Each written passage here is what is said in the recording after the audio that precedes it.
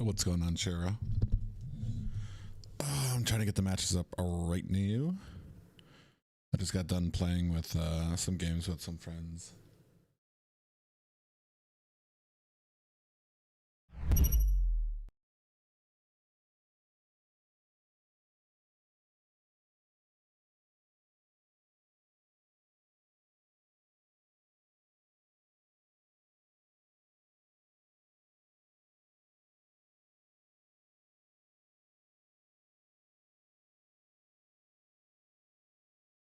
Am I dumb right now?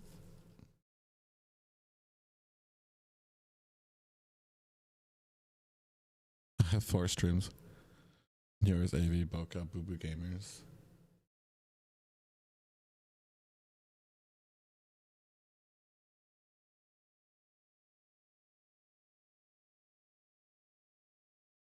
Gonna get you into Mobile Legends Bang Bang one way or All another. right. It just feels almost natural to fall into the game. Yeah. I definitely want to see some awesomeness from TLB here. They've got a lot to kind of come back from. That game against See You Soon was kind of I dare I say like embarrassing. The M series title for how many long? 3 M series? For way too long. Way too long, and we're hoping that might get Wow, and it's so bad that the casters are even split on who they think is gonna win. That's crazy. I myself, Deus Vault. Honestly, for me, I just rolled the dice. You rolled the dice? I mean, based on my experience, does it really matter what I think? Nah, keluarga. Nah, fam. Don't even start with keluarga. that. Don't even start with that right now. I can't wait for the knockout stage where it's only going to matter. Now, let's look at the audience prediction here, because I think even the rest of the world is going to be a little bit more split. Some going to be favoring towards TOB because, again, these are, let's not forget, Hoon, pretty big streamer overall in North America, and most people know his name. With such a handsome face like that, it's hard not to bat an eye. Well, speaking of handsome, we also had one of the most handsome players yesterday, Kyrie, on the stage. But let's go back a little bit to the prediction point. I actually predicted Team Homeboys to win 2-1, and that was actually a close match for me because both of these teams have kind of the same early game kind of aggression. So it's so hard, and I kind of rolled the dice as well as LaFell did.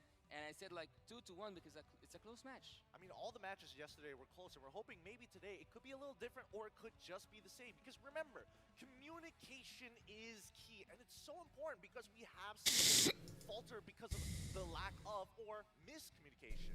Yeah, Dev is the only EECA team, just to specify, in EECA, is that everyone speaks in English. And there's an incentive to be like, okay, guys, everyone has to work on their English, making sure that everyone understands what's going on so that there's no mishaps happening in the game. And again, we saw even yesterday, like, nerves get the best of you on the stage. So I really hope that for both these teams that they do well, because I don't know, man, even as a Malaysian seeing SMG play yesterday, it was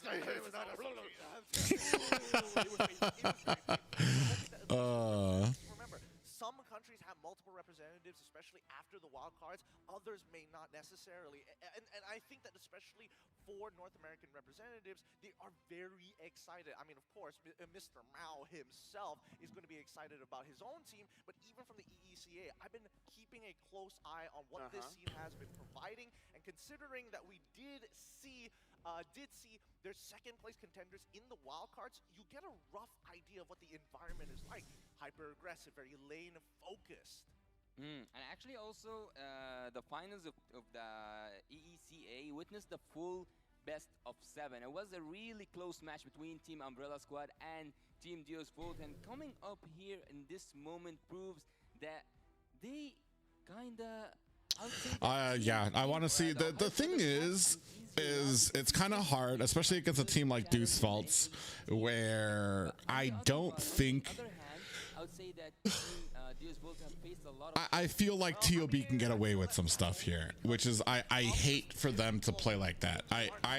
It's not enough for me to see them win. I want to see them fucking dominate from the draft to the actual play through the early game states to all the way into the mid for a win.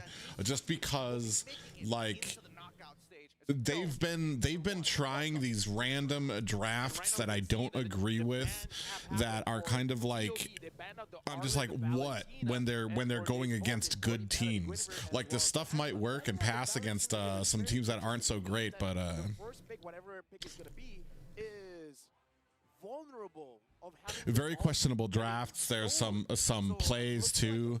Like I've said, that was my biggest critique when because everybody loves to fucking shit on TOB when they do something wrong, but they can't exactly point out what it fucking was. They just want to shit on TOB. The big things for me are fucking Shark. He needs to do his freaking job and do it right. Last time he was kicking roams into his team. He like a Minotaur. When you kick a fucking Minotaur into your team, and then the Cho pick in general, a Cho pick for the only real target was like Lance on the other team, and they had an Angela, so every single time Lance got kicked into their team, Angela would help like be able to keep him topped up. And then it's a Lance in the first place, where he's got a lot of tools that can mitigate damage. Or even Div or any team other than that is kinda restricting in terms of the ult. You cannot play freely when you have a Valentina in front of you. I mean, it really hurt. Well, maybe not necessarily in the game, Also, I really think that leading Hoon, I feel like what he's done, what he does, I feel like he's doing the drafts. I feel like he's making the calls. I feel like he's doing a lot of leading behind the scenes, and I feel like that is really weighing on him when it comes to like actual play, because he's a great player, but you don't really see that during these games. You don't see those big mechanical heroes being played. You I don't know. I think it's rather interesting, right? Because especially we don't get to see Boxia openers from blue side that often. I think, at least for the side of TOB, they're feeling very confident in best player 1, but then we cut back over to Duo's fault, right? Instantly, they get their own power picks. No Valentina? Okay, we're going to take a free Farmist, and on top of that, we're going to get a strong gold laner in that Bruno. But actually what's really interesting for me is that best player is not playing his most comfortable hero, because he's more comfortable into the Lancelot, Ling, and also the Martis. So actually, I don't know if that's That's because it's the meta right now. They're talking about him not playing the assassins, but it's the meta right now is just not leaning towards a lot of those assassins. Maybe Joy might have been a good pickup for him to help out. I do like the Matilda. To see a Matilda coming with that Claude. Gideon, do you like surprise birthday parties? Sometimes. What if they surprise us and put the Boxy and EXP? No, please, no, anything but that. Anything but the Boxy and the EXP. But what would be the counter matchup here? This is under the assumption that they're going to play something along the lines of like, oh yeah, Esme, Yuzong, I mean, if I'm not mistaken, Kibomba likes those very tanky heroes, so perhaps just having a Boxia early to make sure that the spell them doesn't really matter, so that you can gank and you can get a kill. I'm just saying, Kibomba loves Terizla. He won 11. This was kind of dumb on Daewoo. Like, you're not gonna see any pro teams. I guarantee you, Homeboys and fucking Geek Fam, I guarantee you neither of those teams are gonna give Shark Matilda. He's known for his Matilda. He's disgusting on it. A really good solid draft at the first phase. If I'm Claude, I don't like this. I don't like getting hit by the Bruno.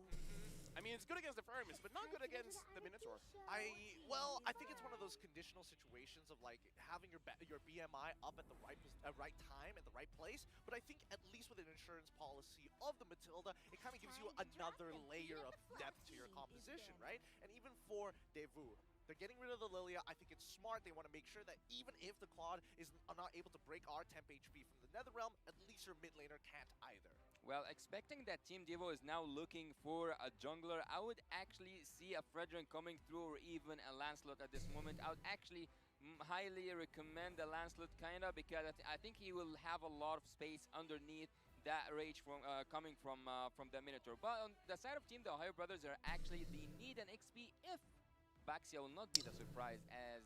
What's the XP gonna be here? kind, I think. Tarizla, possibly. Yuzong is still out there. Yeah, it would be kind of interesting. But let's look at I don't think they'll go with Yuzong. I feel like Yuzong is going to be kind of wasted. I feel like using the Tarizla will draw out the Nether Realm early. Bruno as well as that farm is a really nice combination between the two. Interesting. They take out the Diggy. Bruno miss. I was trying to think of one as well. It doesn't fit nicely. Bruno miss. Farino. Farino is as close as we're gonna get. Bro miss, you can take it, bro. Oh no, you Bruno can't. miss. Yeah, you can't. Yeah. Bruno doesn't miss. Oh, let's banned. You can see it up at the top. So with Diggy banned, this does give an idea that at least Dusmo are going to be playing very heavily around the. Oh, okay. So they took out the Dyroth, which means they're probably what, going with a Uranus or an Esmeralda up at the top. Quite a lot of heroes that doesn't like the Dyroth. There's a hero that you really like that doesn't like Dyroth. I know, but It's like Uranus. don't, come on. Kid Bomba knows better, right? Kid Bomba knows better. He wants to make the play. He wants to be that guy. He wants to be the playmaker, right? So just keep it simple. Lock it down to this one. Okay, they got the Tarizla. He loves it, right? He loves it. He loves it. Absolutely. Yeah, and actually. What do you it go is- into the it is Tarizla? best hero. So speaking of Kid Bomba, one of the best heroes that actually can go alongside with that composition that Team D was trying to pull out is that team fight composition, area crowd control, high reach, and also having that setup in terms of the team fight, having also Bruno to finish everything's off. I think that you just need one touch, and I would highly recommend to have an assassin at this point. You have enough heroes to take damage. I don't know. I feel like, especially if you're coming from the Ohio Brothers position, like you're looking at this, you have the insurance policy of the Nether Realm, two huge tanks to actually sneak through, on top of the fact that, well, at the end of the day, we still don't know who the mid laner is going to be, right? So we're hoping that something vulnerable shows up for Devu. This is interesting. See, this is the thing with this fucking drafting. Like, I'm just on paper, because they need to scale. Edith is a single. Can do well early, but I don't know. They need a little bit of items before it can really get online, which doesn't gel well with the Boxia. What's going on, Saint? Lancelot pick up here for the side of Dude. Devu. This is going to be an interesting matchup here, because again, we have easy ways to play, and we know that Devu likes to play through that mid lane. I think it's probably going to lean into either side with dominant laners on both So ends. here's the thing. I feel like Devu's draft is more team orientated, more about getting sets, survivability, CC, putting that damage on, area of effect, big areas where they can actually put damage down. On the side of TOB, what I see is like a single target damage. You have Edith, who can only stun and flip one person. She can get a pop-up on a group of them if she's in great positioning. Boxia can kind of like stun somebody. He's only able to stun one person. It's just TOB is picking based on the fact that they I feel like they feel that they can out micro their mechanical prowess on these heroes. Their aiming ability is going to be so on point that it's going to be able to overwhelm, because on paper this doesn't look like a good fight or a good comp to go into a very well-balanced comp from Deuce Vault. But of course, like I said, you've got Super Shark on Matilda. He's fucking absolutely fantastic on her. He's going to be able to get his team out of harm's way. They don't even have like a setting potential on their side right now. Maybe Mielo can kind of get in there with a good set, but I mean, on a Hilda, or not a Hilda, on a Edith, it's not going to be an easy task. Agility and as well as Wilderness Wrestling, kind of interesting that he opted to go for the lethal ignition on a Farmus as well. So I'm guessing he's hoping not to die for the rest of the match. He should keep his life for the longest time as possible. But look at Claude from the early game. He's starting off with having some defense just to deal with that damage coming from that Bruno. And also, I would tell you that the rotation will be so fast for Team the Ohio Brothers because they have the Baxia. Sao is now in a really bad position. And right now, Sao going up against Tree, not looking very good. Is this going to be first blood for Super Shark? Bro, did we really need to get this whole... What was that? From the side of first blood and they go to some fucking weird ass screen. What was that? Somebody in the production room's getting fucking hammered down on. Might even get a second one. Yeah, good flicker coming in, but Magister is here. It looks like he wants to get a little bit of trade in, but he's the one losing the trade, has to get out of there. Yeah, a lot of HP lost there, and I think that Magister will not be able to contest that turtle with full potential, and having done not. So they're not even gonna set up for this turtle, even though it's basically a 3v4. Lance is kind of low right now. Big pop up on the Seiwu in cause Kid Bomba with the penalty zone is going to go ahead and ward them back. But still, that's so crazy to me. What is going on? Production team, calm the fuck down in the background. I don't know what they're doing. They're like, cut to this screen, cut to that screen. Like, why? By all means, do so, but they don't need to be the aggressors. They want to scale. They need to take a little bit of time. When they get that lead, that's when they're going to pull the trigger. We have seen such thing yesterday, having Wolf with us in on the desk, seeing the Claude also with the Novaria, but I think yesterday there was also one more scaling here. I cannot actually remember the hero right now, but they need that late game Sets tongue, what's going on, man? How you doing? Also having the edit will give them a little bit of space, a little bit of room, so that they can breathe through the early game. So the Ohio brothers are actually kind of... So what I'm looking for is just a good, clean game from the Ohio brothers. Good engagements, no missed flickers, abilities always connecting. Azina, what's going on? Are you restreaming this? Hi, girl. Right at the end of the day, you're hoping that your laners make those individual advantages to force the Ohio brothers into that rotation. But so far, so good for TOB. Are you restreaming this, Zena? Did you want to get into chat? I can't even see. Hold on. Let me get my thing over here. Chipping off the HP, looking like they're preparing for the turtle here. Yeah, I think that Zia at this moment needs to farm as much as possible because there's a lot on his shoulder, but look what's happening. Oh, you're not restreaming today? Milo's going to target onto Sao, and Sao is able to get free, but is that really going to be enough? It looks like the team is not on the same page. Magister wants to go away, and Sao gets taken down. Best player gets pulled back into the turret range, and now Kid Bomba looks like he wants Milo, but it's 1v3. I think your game is a little bit behind. Hold on.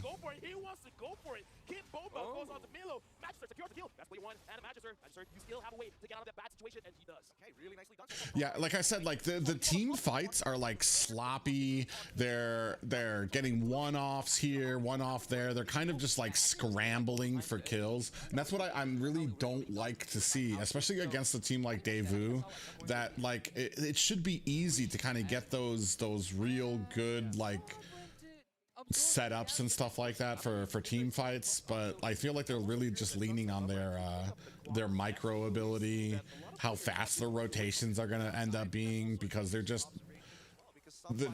like on paper, like TOB right now is just like, as far as skill level is concerned, each individual player on TOB is better than Daewoo, or at least that's how it's looking. Looks like Carvy's gonna get targeted down. It looks like oh, see, look at that. Now Sao goes back in trying to take down best player one. Basically no HP just yet. Sunset Lover was able to protect Carvy. Really great stuff. See, that was a semi-organized gank by TOB, but because of the draft, because of what they have, they're still up right now. They pretty much used all of their ults to try to get that down, but Deuce fall just because, especially with that Nether Realm. 6 minutes into the game, I would say pretty much good that he has close by now. This is pretty standard for the side of the Ohio brothers, right? If you look at the gold earned, everybody is scaling up at a good pace, right? Plus Navarro vision, high picks. I feel like TOB has the mechanical picks. They have the if we can scale on these heroes, we're gonna be able to do, and if we can just out mechanic Deuce Fault, they'll be able to win on these heroes, because like I said, on paper and with better, if there were better players, like if I feel like if this draft that Deuce Fault has was on like a team like Onyx or a team like Bren Esports, like they would get fucking creamed. She cannot deal any damage, just like the continuous vision that she can only provide through all her skills. But I think that's quite much it. I think that also vision is a key, as long as some of the gameplays are a key. But and now having also the How's your weekend been, Zeno? Are you up late? You up late watching the game? Like Yeah. right now. Definitely you can see the Ohio brothers prioritizing on those utility items. Oh, Milo able Sao. to find Sao. Ooh, Sao, here's the Milo danger, finds a little and he's gonna pop-up, goes die into before Primal he's Rage, able to another get one, off. And but now it looks even like the the Netherrealm is another not realm is going to save them. In with the penalty zone, Kid Bomb is going to have to find a escape, and a big old blazing duet from Zia, chunking everybody low. A kill on the Sawu. Kid Bomba able to get away. Hoon looking for the snipe, is not going to be able to find it. A re-engagement looking for it from Sunset Lover. Turtle goes down, best player able to get that up. Nicely done by best player. But yeah, the Ohio brothers, I was expecting them to take a full-on fight, but it was all about the zoning. Yeah, and that's actually what we have said before the draft even begins. It's gonna be a really close match. So far, no turrets have been taken from any side. Yeah, I don't like. Here's the thing. I don't expect any. There's no way that I feel like TOB loses this to Daewoo. It doesn't matter about the draft here, but that's my problem with TOB, is that I feel like if this draft had been done against a better team, they would be able to pull it off. I think like it's like you see it in NACT all the time. There's tons of just great drafts by certain teams, but the skill level on the team is just not enough to keep up with players like TOB or like BTK or like Avalon or something like that. So it's just, and that's kind of like the big power skill gap like that is just a real issue. The only thing that I feel like is wrong with Deuce Vault's draft is they let Super Shark on Matilda. Like it's like there's very few heroes. Well, it's not even that, it's just very few heroes. There's just those heroes that he is just disgustingly good on.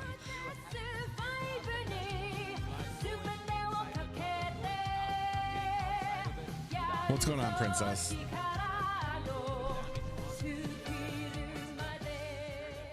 Even though Magister does quite a lot of damage, but still, you gotta. Yeah, MPLI chose. I wasn't feeling it. I wasn't feeling it either. But like I get it, because like Shark, like he's so mechanically gifted that I would expect he should be good on Cho.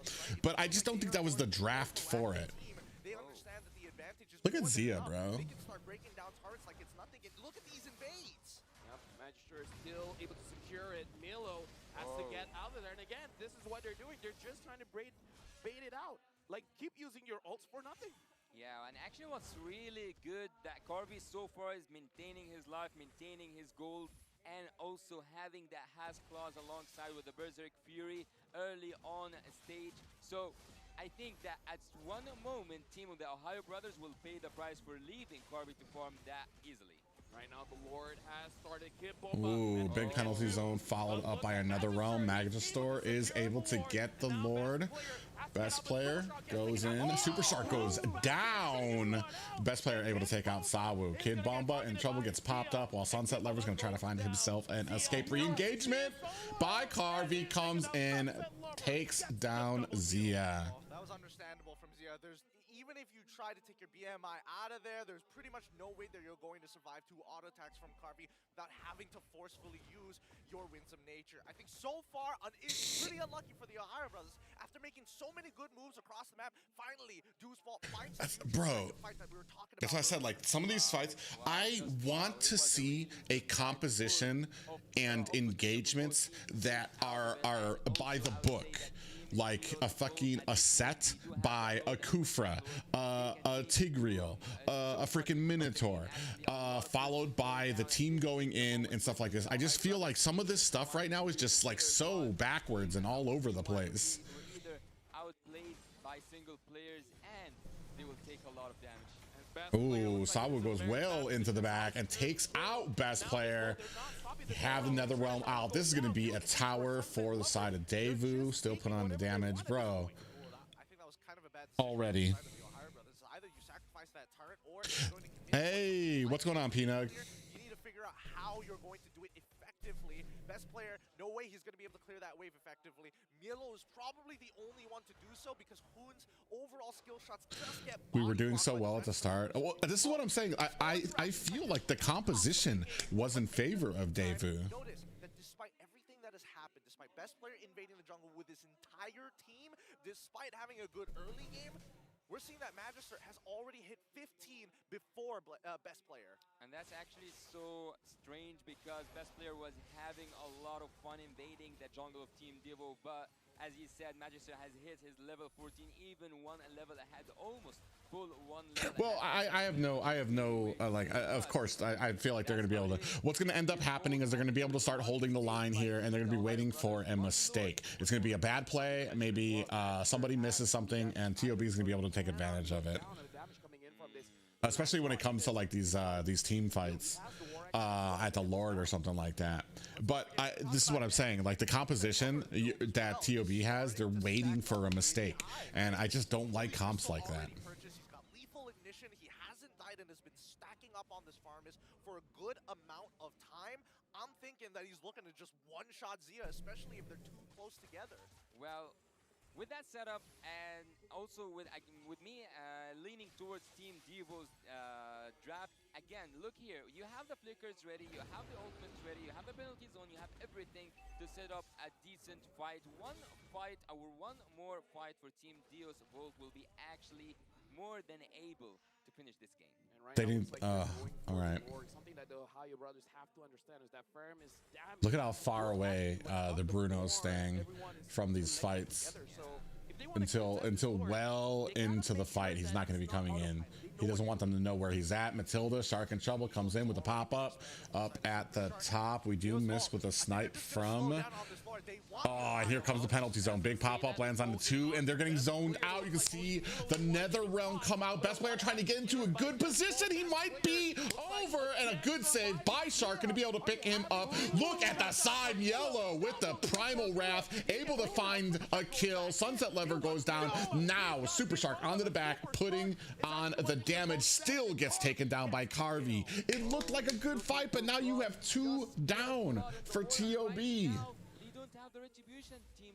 The Ohio brothers can actually go in, but what was really bad. Oh, this is over, dude. The existence of Edith. They got that. All right. Yeah, it's one of those things where it's like, you know, Mielo, he's so far out. He's in the tri-brush. He's already used the primal. That was a really good play by Mielo. He came in, got the pop up, and then came in with the Primal Wrath, was able to take 2 down. But then you still have that passive about, like it's what I said, man. They're gonna struggle because Daewoo is team fight. Yeah, that's what I said at the beginning when I saw the draft. They're a team fight orientated draft, while the Ohio brothers have an outplay type of draft where they can out micro. They're hoping that they can out micro and just like a skill gap their opponents. Right now, this Volt, they're looking at the eyes of the Ohio brothers. The war charged in. Right now, Kid Bomba, I can see in his eyes, he's waiting for that one moment to use the penalty zone to grab everyone together. So hard, so hard, so hard. They need all these waves. Rushing towards mid. Look at Sawu gonna come in there. Big tankiness up front for them. They got 2 setting potentials. In comes the penalty zone. Mielo's going to be saved by Shark, and you see that Thorns Rose out there to zone out everybody else. Oh, on the side, Best player looking for a re-engagement, but that is a tank that they're on, getting taken down to half health, pulled back. Astral projection comes out there. Z in a little bit of trouble, gets put on. We have the Nether Realm coming out. Mielo very low.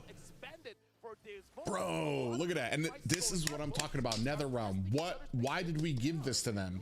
It's really a test of discipline, honestly, because if Deus Ball just bites down on it, they're expanding way too many resources for almost nothing, with no way to actually look for a conversion, especially since the second Lord Empowered waves have already been taken down. I think especially for the Ohio, like for me right now, like the win condition is something that needs to get lucky. I feel like Mielo needs to catch 3 of them at the very least in that pop-up for the rest of the team to go in. But even if he does catch 3 members, hell, say he catches all fucking 5 members in a pop-up. And then what does the rest of the team do? Shark is a single target. Hoon can lay down his damage and hopefully try to put them down, but you're now competing with a Nether Realm. After that, maybe Zia goes in, burns out the Nether Realm, but then like you don't have that AoE damage to kind of take. Oh my god, look at that pole there on the side. Zia's getting caught up there. All right, there's another realm going in. Magistar finds a tower. Are we putting some damage on? Weren't even able to burst down the nether realm yet. Yeah, this is so worth it for Juice Vault. What the Ohio's brothers did in the early game, just playing for these small objectives, Juice Vault is doing the exact same thing, except they're getting major wins, inhibitors. Yeah, it's just like I feel like the Ohio brothers, they have a very certain way that this match and Daewoo needs to react or handle for them to be successful. On the other hand, Daewoo, they have so many options, so many tools that they can use. They've got the Minoan Fury that can come in. They've got the penalty zone that can come in and set it up. They've got the Thorned Rose. They've got the freaking the Nether Realm that can help the team. 38,000 HP left on Lord. Magister finds best player, taking a little bit of damage. Zia goes in, but Magister is gonna put some damage on there. See, this is the problem now, is that Deuce Vault, they can linger. They can linger here as long as they want because of the way the lanes are right now. All the towers are basically pushed in, and there's a time limit for the Ohio brothers. The longer they stay in this fight, the more that these lanes are gonna have a problem. Zia is in fucking, oh, he's able to get out of there, thank God. Gets popped up with a Minoan Fury. He's almost down, does actually, oh! I thought Shark was gonna be able to save him. Look at how low they are. They're fighting back. The Ohio brothers are doing it. Oh man, that is crazy. But they're not able to capitalize right now. Nowadays, so it hurts a lot more than it should. See, and this is what I mean. That whole fight started because Zia got caught, and the Ohio brothers were able to take advantage of a mistake. So they wasted a lot of ults trying to chase Zia, trying to catch him. They missed. Now they didn't have those ultimates, and it was a big mistake the Ohio brothers are able to take advantage of. But you can't. Oh God, what did I just do? You can't depend on a mistake on your opponents for all the fights. Hold on, I'm gonna fast forward this. We're gonna see how well this is going. We can see the damage, we can see the scaling heroes, we can see there's back to work that it didn't need enough time to work. 90 minutes, I think that's the time to work, and this is the time to see who's gonna secure that Lord. Right now the Ohio brothers are they using this for big Halo goes down. Ooh, big pop up. He's right there, but he goes down. Best player secures the kill. Sal as well, double kill for best player. Bro, what is this? What is going on? Daewoo, what a throw. Coming in from yellow. Really great and secure this Lord, take two big ticket players from the side of Deuce Vault, and maybe turn this around and even out on the structure center. The Ohio brothers, they need to get at least one of these inhibitors down with this Luminous Lord at the very least. If not, then it's going to be the exact same situation as we saw before, where they're always playing at a disadvantage. Having the first Lord for Team the Ohio brothers, and it is an evolved Lord, is actually one of those things that Team Devo needs to. Who's out right now? They got two out right now, bro. For kills, he wants to go in and take as much as possible without even that Lord reaching any inhibitor turrets. So far, Team the Ohio brothers have a really good opportunity at the top lane, but the defense is possible. The only thing that makes me afraid is that Bruno cannot clear well. If everything falls into place, Harvey is going to learn his lesson. He can't walk up that far. He's going to let Sawon as well as Kid Bomba do their work. Let Magister instigate these fights. But the thing is, will the Ohio brothers fight as a Primal Wrath? All right, big charge coming in, down to about 25%. Lord, still good health on it. Hoon isn't really hitting anything with those astral orbs. So they get one. All right, so we're tied up. Basically, when it comes to towers, we're at the 21-minute mark, so the gold lead doesn't really mean anything. We're starting to look at max. All right, we come in there trying to put on some damage. We're really not able to get some big pop-up lands. Are we able to get some damage on this tower? Oh, look at the towers. Look at the lane management here. So they're coming up. Oh, big pop-up on two. Still not able to get these other towers just yet. Ooh, he almost pulled fucking best player to the other side of that fucking tower. It would have been over, I son. gotta see how much damage Hoon is pumping out. I nearly threw up in my throat back there for a moment with how much damage, especially when they're stuck so close together. And now Astral Echo again used to see the members of Days Volt. Even though it looks like Magister wanted to go a little bit aggressive there, but it's Oh, am I? I'm sorry. Sao is not using Minotaur as he should. I think that there's so much of that Minotaur book that Devo team can utilize. I don't even know where to put my camera. Will he survive? Right now, the question really is for Magister, and for now, yes, he's going behind Sao. Where is going to be the Minu and Fury? Kiboma taking down Hoon is able to take down the Immortality, and now the Minu and Fury is able to connect. Here, we'll cover up their camera. Goes back in, Zia goes down. Southside Lover secures the kill. Best player in the front lines. Carvey gets another one. Best player gets a killing spree, and now Super Shark has to go away. Only 2 members of the Ohio Brothers surviving, but now the Lord is up. The Lord is up. I think they might go and look for a finish. I think that Super Shark at this moment wanted to hold the lane. Oh, Shark. Is it the finish? Is it the end? It's a hard question. I mean, they're going for it, right? As long as they buy time, it's more than enough, and it looks like the death timers are way too long, and they heard you, Yasu. Sawo was like, what'd you say about my Minotaur? I'll hold it to the very end. I'll hold my ult. Yeah, right now the minions are going in. Hoon is trying his very best, but Bro. looks like it's game over. Days Volt gets game number 1. Man, what a big outplay there coming in from Sawo, right? Holding on to the very last moment, coming in and clipping Zia at the edge of his ult. Really nicely done, coming from this squad. Matilda was trying to Shark did the only thing he was supposed to. Tried to get the enemy team to follow him to try to bait them into a fight, and then when they didn't, he was going to try to clear the lane and hoping that Hoon could clear out the minions in the front. That was the right play. That was the right call for that, but wasn't on point. Neither the one that was on the Lord and the enhanced load, neither also the one at the end with the Super Shark trying to annoy the Lancelot. It was more suitable to go back and defend that base. I would say, yeah, decision making is the huge thing, and by both teams. Yeah, both teams made. bro, I am so I'm so frustrated with these drafts, man. I feel like there's more to be said when they finish their draft. There's certain strengths to it. Not all the time we see them playing towards their strength. Yeah, that's the beauty of it all. That's high level gameplay when you have a direct game plan, but still are able to adjust on the fly to actually play defensively, which was kind of odd from the side of Devu. But still, we have to look at our MVP of the There game. goes my coins, bro. I'm telling you. Fucking TOB fucking up my predictions. Who plays farm is like none other. Give it up for Sunset Lover. Sunset Lover. I don't know what I love about this name. Sunset Lover is just such a, like, it just seems like such a nice, beautiful name. It's Stack me up real big damage. You walk up, like a name like Puppy Petter. Having that look on the build, and actually at some point Xena's you emotes. spoke a little bit about Hoon's damage on that Novaria, but I would also know the damage on the Sunset Lover's Paramis. Looking here at the top lane, these were the moments where the Ohio Brothers were having their best moments, but again and again, the damage output wasn't enough to take Team Devo down.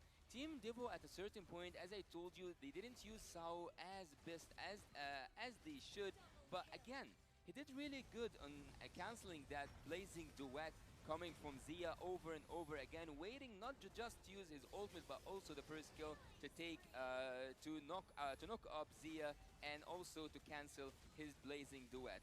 One time after another, as I told you, they didn't find the suitable setup. And at this moment, this was the actual mistake that Devo team did, and that was ignoring that Melo is using his ultimate. I think personally, most people, I mean, even for me, I would have ignored Miolo. He's Primal Wrathing, he's so far away. I don't need to worry about that, but he gets back into the fight. Personally, for me, I think Sawo on this Minotaur, it's not that he didn't utilize it to its fullest. He played it effectively, but it's also just the nature of Minotaur. You're very much a sacrificial lamb as soon as you've utilized all of your battle spells as well as your ult. There's very little that you can do, but this moment right here, Like, look at this shit. Communication, or at least somebody didn't let Zia know that he still had his ultimate. No, actually, that's the key because he is waiting for Zia. And like I said, if I'm playing Claude, this is not the kind of draft that I want to play against because he was like, Sao was like, I can take the damage. I just need one crucial knockup to make sure that Finally, someone who speaks English. And I kind of feel like that's why we don't see him forcing it out because he knows, all right, Kid Bomba, you the one that goes in. Choco, thank you so much for the sub. Stop Zia from damaging us. Let's not forget, it's not just him, it's Magister as well, right? Oh yeah, I know. That's why I'm super disappointed. Even if they win this match, like they need to fucking put some shit together, dude. You cannot. I don't care if they win this next match, TOB. If they win the next match and the next match after that and beat fucking Davu, you cannot fucking play and fucking draft like this against somebody like against Homeboys or Geek Fam. The game itself. 23 minutes, 28 seconds into the game, and numbers in terms of the gold wouldn't matter because Mielo always plays well. Mielo has quickly started becoming a very dependable player on the team.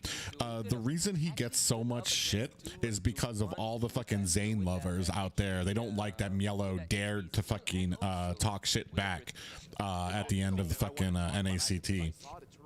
Mielo and Zia, I want to say, are some of the most dependable players on that team.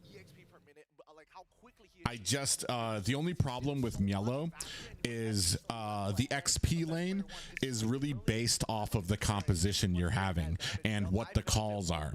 So from the early game, all those turtle fights, those are all on Mielo to get the set, to get to initiate, to let them know when these fights are about to happen. You know what I mean? Because that's what the XP laner's job is. He's there to kind of set the tone until Zia can start getting fed enough to start delegating how fights go. The problem is I feel like we're putting Mielo on a lot of heroes that don't shine under that type of circumstances. I love him on a Terizla. I would love him on a Lapu. I love him on those heroes that can get those initiations, that can get those sets on the enemy team. From the side of Team Devo, so you cannot only take the Primus ult out or the Terizla or even the Minotaur. You need to take all of them out just to set up a good team fight for Zia to go in using that Claude, and also best player at some points was not doing the best moves possible. He was risking a lot than he can risk. He even risked his life and he lost it multiple times. Well, I think this is one of those situations where both teams were playing footsies with each other, right? It's all about measuring the distances, trying to actually wait for a big whiff so that you can punish it at the end of the day. So coming in towards game 2, the adaptations are going to be very clear. I think the Ohio brothers are probably going to start moving in towards red side rather than stick on blue. I mean, honestly, the only question that I have was the Baxia first pick okay? Right? Because here's the problem is Terizla can get countered and he does. Like, a lot of things have to be oh man, and I know Mielo, we've talked with him before, like he doesn't really like, oh, that's what reminds me, I gotta talk to May. She's supposed to freaking watch the draft of our interview with Mielo before we can fucking put it out. I gotta hit her up and see what's going on with that. But he said in the interview that he hates fucking Terizla. The man, the myth, the legend, it's Gosu General! Welcome to the Philippines. I've got to ask you, is this your first time here? Yes, for Philippines, yes, first time. All right, how has it been so far? So far, I heard a lot of viewers, my fans, that Philippine server is actually toxic, but they are so polite, and then the food is so great, and then I really like the Philippine cultures right now. The Philippine what? Culture and the food, culture and everything. All right, I'm really glad that you're enjoying that. But I want you to look at this camera, General, and explain to our viewers all around the world, Who is Gosu General, and why is it when we hear of NAMLBB, your name is one of the first ones to come up? All right. So hi, welcome. Let's Ghost time. I'm Ghost General. I'm a NA. I can say I'm a father of NA, the building the MLBB. Wait, so father, not yet the grandfather of NAMLBB. Maybe grandfather. Maybe already? Okay. Grandfather. I mean, yes, and Ghost General. I'm just a YouTuber, streamer, and then I'm here as a representing the NA server. Yes. All right. So, so the viewers know, you were actually here during, not here, but you were in M1. You were competing then. So, what were some of the differences? Or I'm pretty sure there's a lot, but what were the main differences between then and now here in M5? Okay, so the M1, M1 is like a fauna meta. Where's Ritz? I don't know. If General's out there, Ritz is probably working. To get a lot of farms and carry late game, middle game, everything. But nowadays it's like just team fight, like more teamwork and team farming, team rotation, something like that. More communication than M1. Yeah. So before, that's really true. There, it's like, all right, we got this one guy. We're gonna put everything there, and then now it's a lot of macro placed out. Yeah. So from M series, let's look now at the North American MLBB community. How has that changed from during that time to now? How has the North American scene grown? Yes, after M1 that like everyone got shocked at because most of NA players are like NA is actually strong, but at the time like we actually couldn't pass the group stage, and then they got inspired, and then yes, we can try like a more competitive, and then yes, nowadays NA is actually trying really harder than before, a lot. And yeah, it's really great to see that our North American friends and the North American community has grown. General, the boys, the brothers, they lost game 1. What are you going to do? Or what is your message for them to inspire them to take back game 2 and to force that game 3? Okay, I think Zia is nervous right now. So yeah, doing well, like just do comfortable and then do you guys your job. I know you guys are pretty strong in team fight, everything. But just, what do you think went wrong with TOB in the first game? Despite having a Matilda on there, the rest of the draft was not really team fight orientated. You had the counter. You had a lot of single target damage against a team that was really team fight orientated. The draft really looked like they were just trying to outplay Daewoo. Like you had a Matilda, Claude, a lot of these heroes that could get around very quickly, possibly dodge stuff, but there was no team. They were facing a comp that was like so team fight centric. A Minotaur who can stun a whole group of people. The Faramis with the Nether Realm that can keep the entire team back up.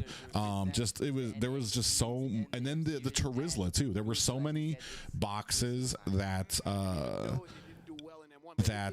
Daewoo had already checked in their draft, which is team fight orientation, AoE damage. What do you call it?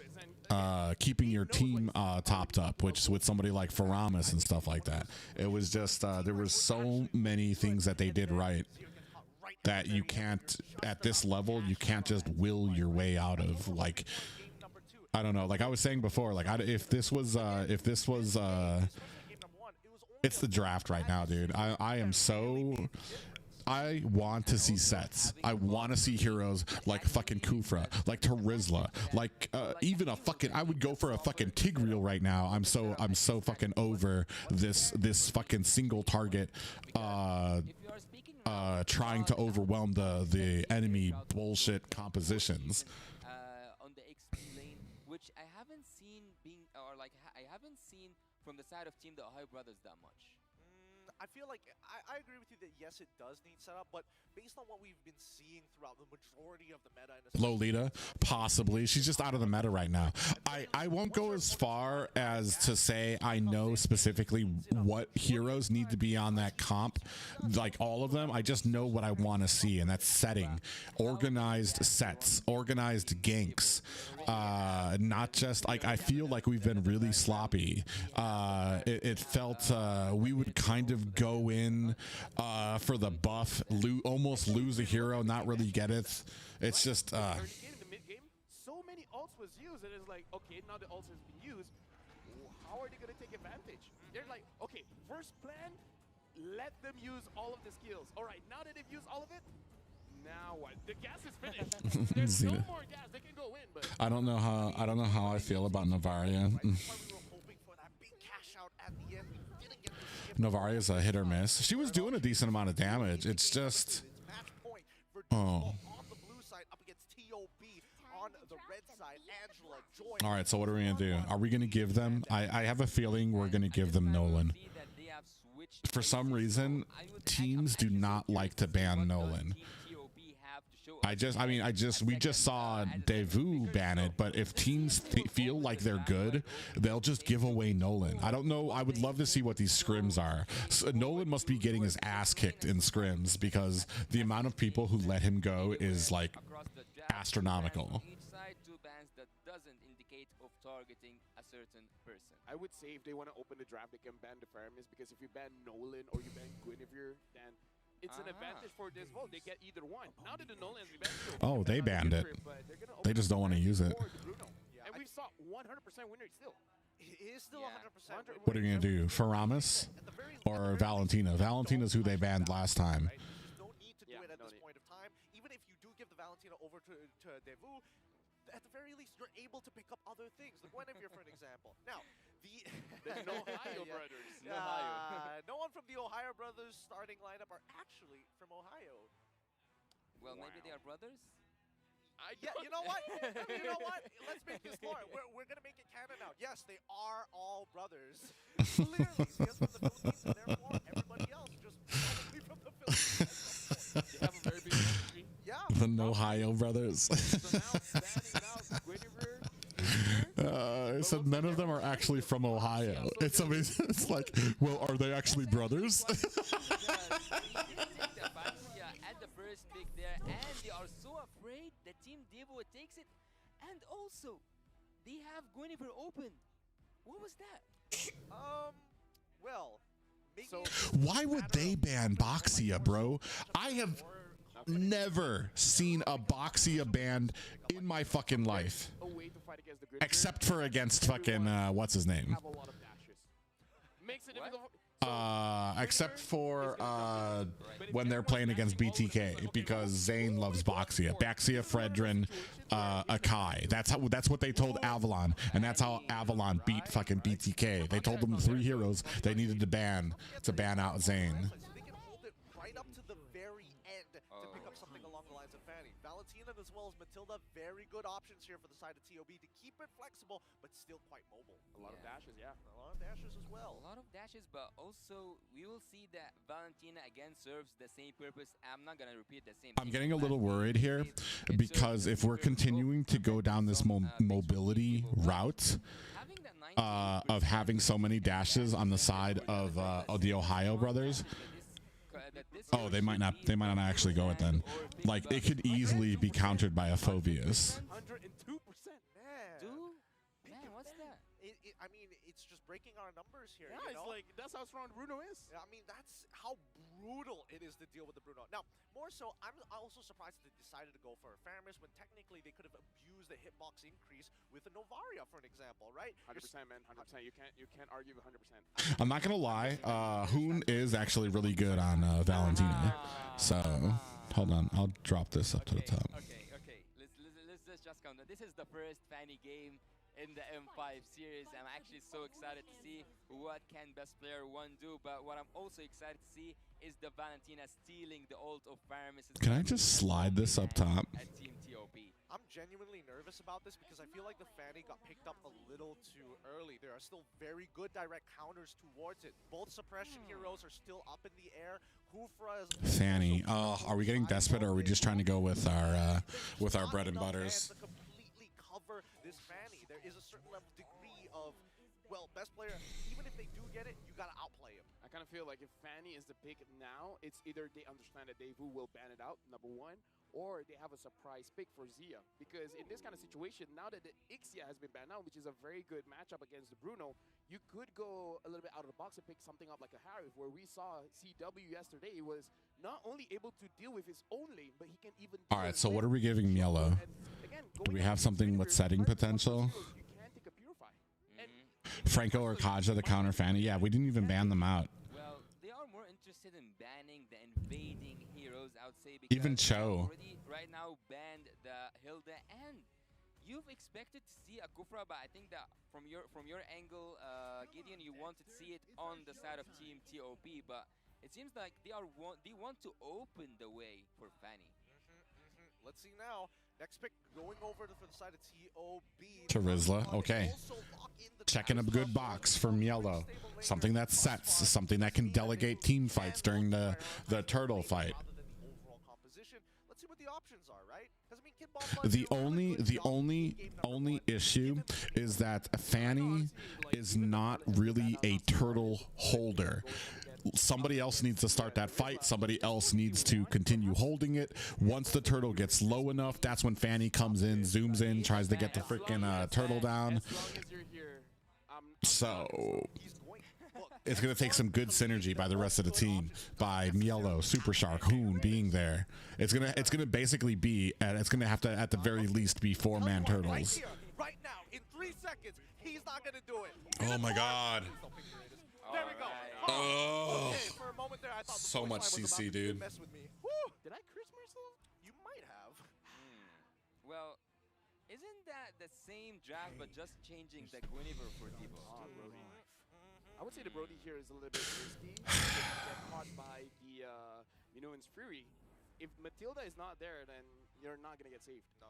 Well, it's not just the Matilda that can give you that disengage. It's also, you should be afraid of popping into a Guinevere, seeing that idiot around, or even watching that Minotaur do his range.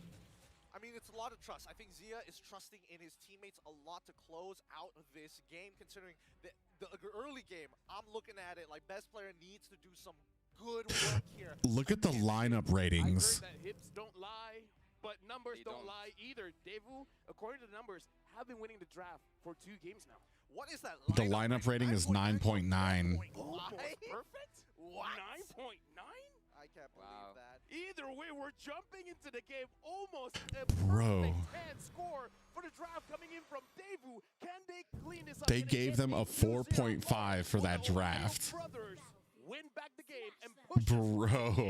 Find out as we're here in the land of Dawn. We have a switching of sides, a slight adjustment in the compositions. Daewoo on the blue side against TOB on the red. Well, After Brody comes hearing those online. generals boosting, Excuse me. we have the Said you have to win early game as a Brody. Brody comes online a lot faster than Bruno does. into the battle between Team the Ohio Brothers and Team Devo. So far, I think that Why I'm ban- so why ban, interested in Bruno- seeing or- best player one play that Fanny, because Fanny players are always annoying during the early game, and that's what All right, he we're gonna- needs to secure some damage at the late game.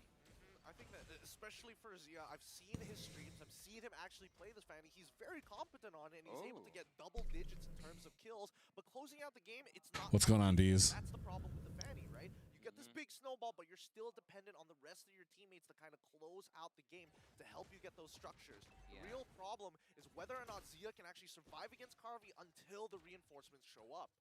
And also, Fanny was that emblem. She can actually deal a lot. Oh, Magister. Yep, super short, taking quite a little bit of damage, and I gotta say, some respect coming in from best player. Usually we see a quick rotation to the opposing buff. Now Manchester finds best player, and best players is like, okay, I'm just gonna swoop here, gonna swoop there. Are you gonna run away? Yes, you are. I'm not gonna chase. And also, as I want to point, best player one that emblem, he can actually deal a lot of damage even after finishing his combo. We have got to use to see a Fanny player, or like Fanny players using 2 caples and then like the ultimate thing, but in international tournaments we will not see that happen. We'll see pro players play Fanny. So by hitting as much hits as he can to a target, he will deal a lot of damage after he walks away. A lot of this is going to be dependent on that purple buff, right? And I think especially especially for high-level games, when you see something like Fanny, a lot of the communication is, is Fanny, does she have the purple buff, right? Yeah. Does she have enough energy? Are we slacking in lane? Because as soon as you overextend in lane, Fanny can easily just show up and take you out because of a simple mistake. So keep in mind, Usefall trying to keep it as tight as possible. I'm not a Fanny player, but my question is, does Sunset Lover have the Nether Realm? And he has right now. So the Fanny, if you want to get a kill, find out where Sunset Lover is. Don't go towards the sun. If you come close to the sun, you will. I'm a little concerned by that.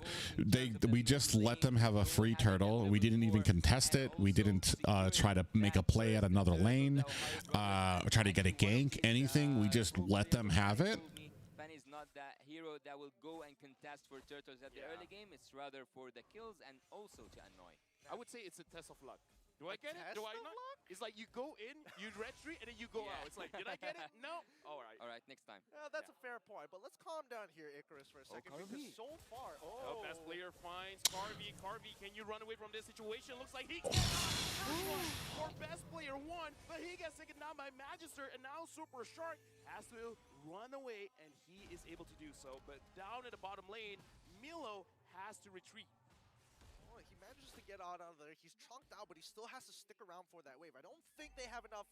Game Bomba has enough to take him out underneath his turret, especially since Mielo is running the Fire Emblem, so he should be able to get just enough spell vamp to keep himself alive.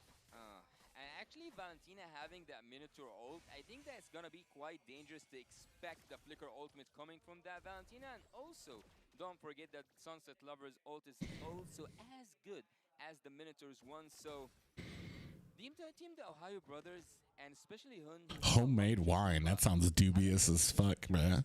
On Valentina that early, would you agree? It's I a more wouldn't, actually. It's a cost-efficient wouldn't. item. It makes sure that Sawo isn't able to top up his teammates in time, especially since he is building up on his Rome Blessing as well. Let's not forget, best player, he's going to be going for Blade of Heptacy, so it's important that that burst damage is valuable rather than getting out-sustained. I would Yeah. say as well, because early game you can build that elegant gem, so sustaining in lane really isn't a problem. You can basically stay and always be available for a fight. Yeah, I would actually prefer a little bit more damage. Oh, it's a purify down for Shark. Super Shark, Oh. finding Magister. Magister is gonna get saved, but right now Magister is gonna get taken down. Super Shark manages to get him there. And now Super Shark looks like he's controlling the situation. Sunset Lover goes in, but he does not have the damage just yet to take him down. Beautifully done coming in from the Ohio Brothers. They should be able to secure this turtle, no problem whatsoever. But down Okay. by that bot side, Kid Bomba taking full advantage, looking to crack open the tier 1, and he successfully does so. Yeah, Mielo's having wonderful problems right now. Trade. There's nothing more to say than a wonderful trade for Team Deals Bolt, even though they lost the fight on the other side, on the opposite side of the map.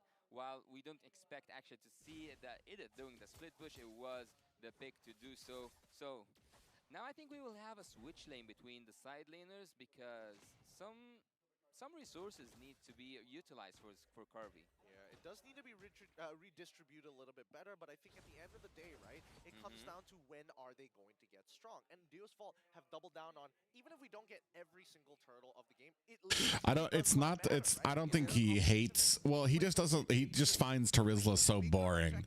You know, he doesn't really have a lot of moves. There's not much you can do. You just come in with your 1-2-3 combo from your first and then try to land your, oh my god. Nice. Gets taken down before the Nether Realm. In comes Mielo. Great penalty zone. Gets the pop up. Looks like not really.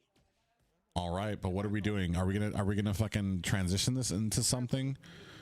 We get the kills. It's 1-3, but we are not pushing a tower. Mielo lost his tower. He's rotating up here. We have nobody at bottom. And it looks like Edith is about to go back down there. We're not able to make something happen here. Shark comes in. Yeah, it's actually quite open. Okay, so we are going to get a tower. Good. I like that. Reclaim or claim that top lane turret, and they do get it. So for Team the Ohio Brothers so far, things didn't look that good, even though they took the turtle or like the 3 turtles last game. This game is actually quite equivalent to the previous one in terms of the Ohio Brothers having a really good early game, but they couldn't maintain it. I like the fact that there's Volt, the way that the draft works is that you want to engage a lot, and the Ohio Brothers kind of understand is like, well, your team wants to engage. So if we engage, we're kind of doing what you want to do. So we're not going to do that. And as I say that, Super Shark just goes in. But so far, he's not distracted. He got out of there pretty safely. Now the turtle is going to get started by the Ohio brothers. All right, Yellow's gonna start. That's what I was talking about. You have to have somebody else start the turtle, try to put some damage on it. Good positioning by Mielo. Did he reset it on purpose? That's interesting. What was the point in resetting that turtle? The entire team was the entire enemy team was retreating. You could have gone for it.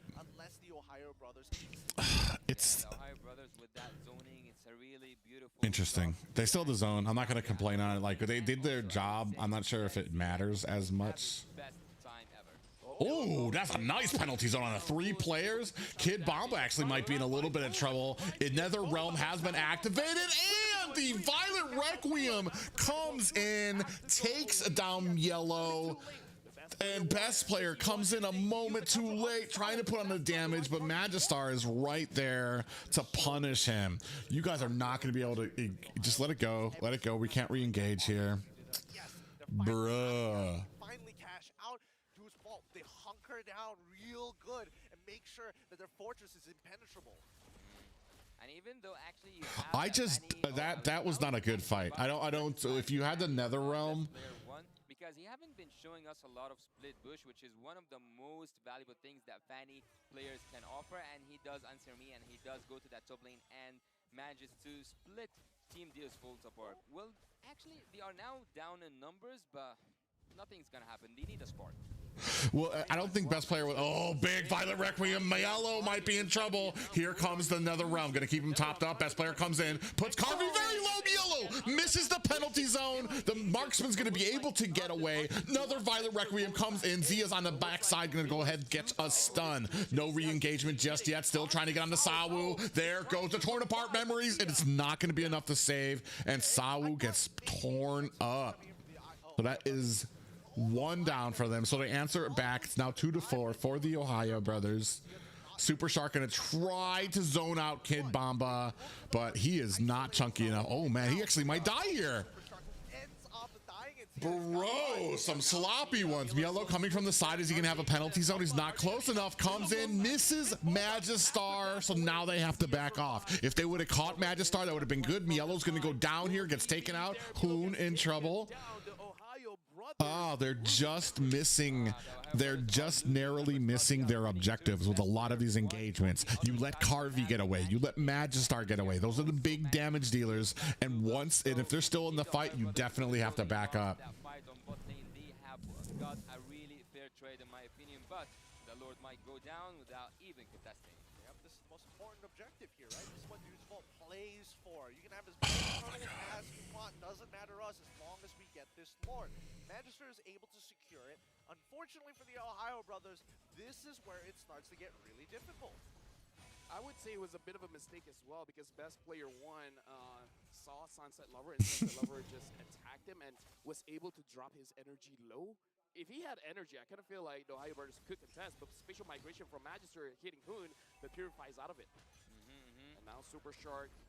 Looks like Kid Bomba isn't fast enough to catch him. Yeah, the Ohio brothers are going to have to play defensive. So far, I mean, at the very least, we're not seeing that big snowball from the Ohio brothers. It's dead even 4-4 with a 1.1k lead for the side of the Ohio brothers. Jesus, they're losing towers here big time. That split push isn't going too well. They're gonna lose another one down to inhibitors at the mid. That means their entire jungle is basically open. Look at this shit. Look at fucking Best Player. Now they're gonna have to try to funnel down here. This is And also by recalling, he can come back again and help his team to clear that load without facing a lot of casualties. Spatial migration lands onto Mielo. In comes Best Player trying to put on the damage. Have the Nether Realm out. Bursted very low. This might be a turn that the Ohio brothers need. Who finds a kill onto 2 players. Sunset Lever is down. Zia chasing down. Magistar might be in trouble. And that's going to be almost a complete wipe. Kid Bomba able to stay up, and the passive from Sunset Lover gets him back into the play. Great turnaround there for the Ohio brothers. Ohio brothers caught Ooh, coming there. Got a nice little airline, but not able to capitalize. They're just going to go ahead and zone them out. Yeah, that's Okay. what I said about the constant Yellow, they're pressure trying to and, zone them out a even bit. having that Fanny serves that purpose to its limits. We saw that team, the Ohio brothers, managed to split Team Dios Volt apart, making them look all around the map, being afraid from best player, making one of those backdoor plays that takes the base down. I think Fanny's going to get banned next game if Ohio brothers win. FTCs by the Brody, and also that Fanny will make the damage more than bearable. The first hit will always hurt Team Dios Volt. I mean, as long as they chunk down their players below 40% HP, there's a very good chance the Ohio brothers can clean up the bodies afterwards. But in the meantime, right, the big difference is starting to show in terms of gold. Oh! He's gonna take him out! No, boy! His best player tries to get a kill onto Kid Bomba. Hey, yo. Hey, yo, right now, Kid Bomba goes. Hey, yo! Hey, yo! Bro! No! He gets taken down. No! Why do they have to show the player cam? Even best player in you is like, I messed up! I messed up!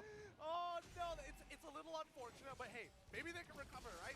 24 seconds. They just need to buy 24 seconds worth of time for this upcoming Luminous Lord. Pull it to your side, reset it, do whatever you gotta do. Bro! Sometimes it's too late just to pull back. Yep, and now Super Shark is able to avoid. All right, Mielo, you have to be patient. You have to wait. You guys cannot engage on this! Down by Super Shark, and now they're Wow!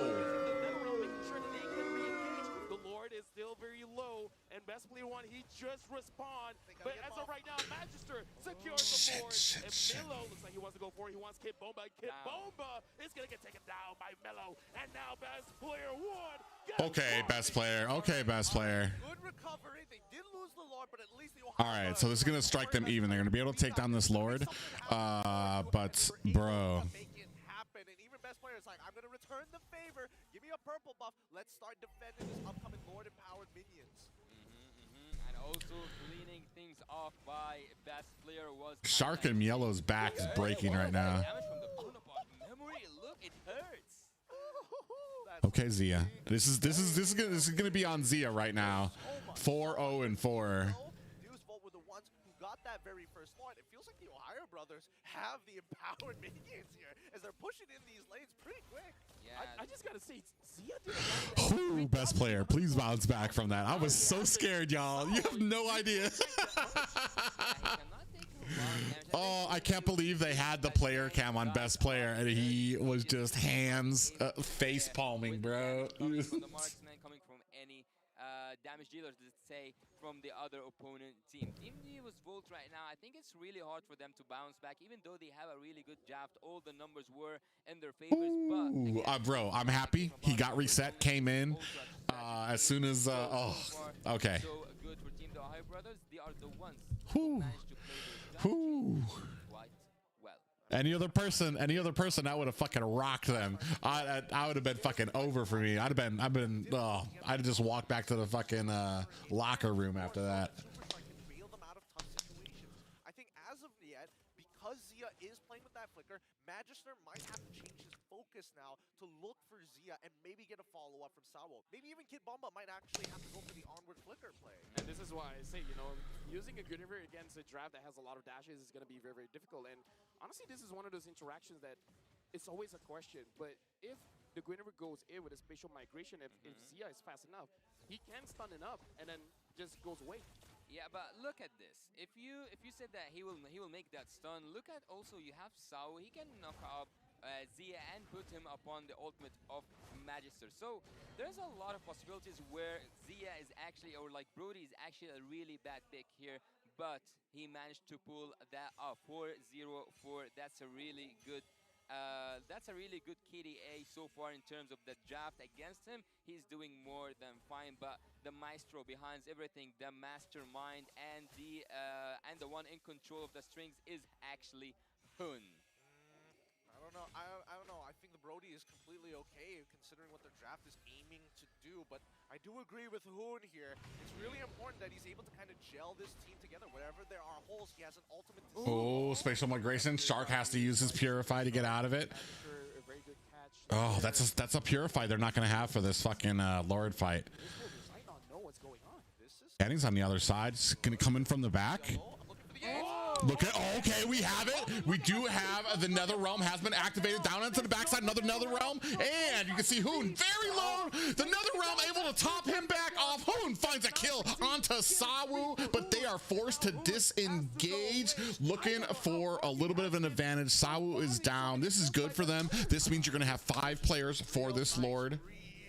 Ooh, sharp. He makes sure that he's not overextended, but more so he holds on to that slide tackle like his life depends on it in every type of situation. If you look at the damage dealt, Hoon is able to get some good Terrifies, but not exactly onto Carby just yet, and not in a way that can actually... TOB sucks at capitalizing their lead. They are very impatient and lack discipline.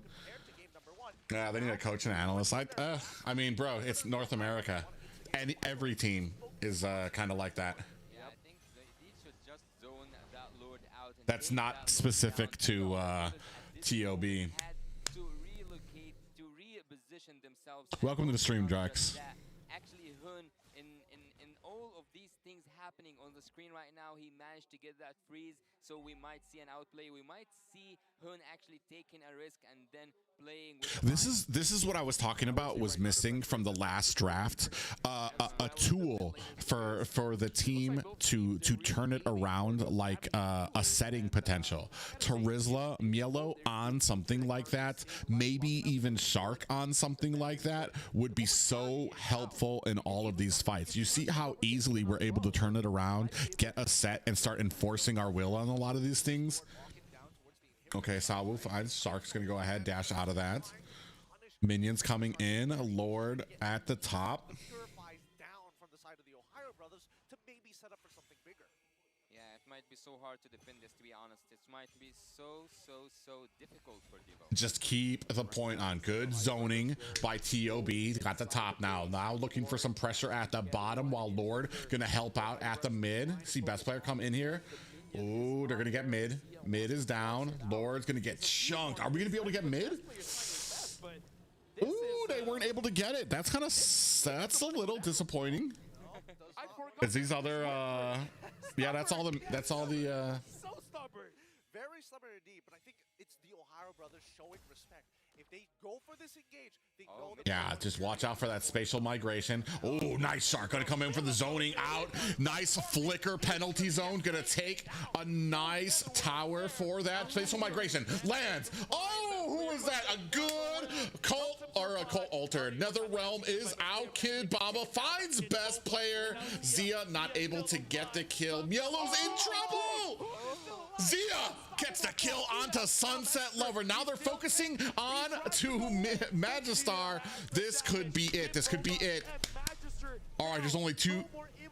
All right, can we go ahead, burst on that tower? Zia finds a kill on the Kid Bamba. Great job, Zia. This has to be on Zia. Good job. Okay. great game coming up for the Ohio brothers. Similar to game number 1, but they fixed up all the problems, and more importantly, Zia this time not getting caught out.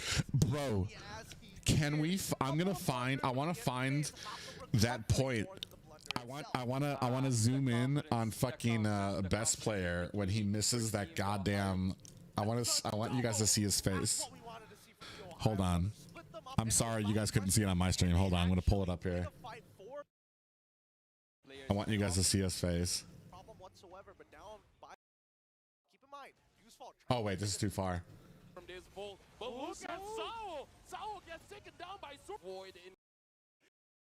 That's what I said about the oh, Super Shark.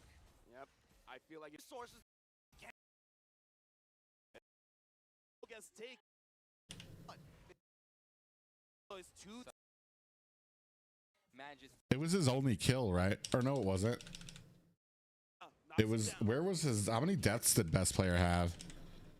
Other side of the map. Bit of a mistake as well because best player. That team, the Ohio brothers, managed. Damn, man. Okay, so it's here somewhere. Good from this ball. 24 seconds. Oh. The Ohio brothers can clean up the Okay, I think it's here somewhere. Yep, up at the top, up at the top. You're gonna see now. Look at best player's face when he realizes. Get boom, are we gonna outplay this? Best player tries to get a kill onto Kid Bomba. Hey, yo. Hey, yo, right now, Kid Bomba goes. Look at best player, Carlos, bro. Oh. One more time. Oh, poor guy. Oh, bro. Oh.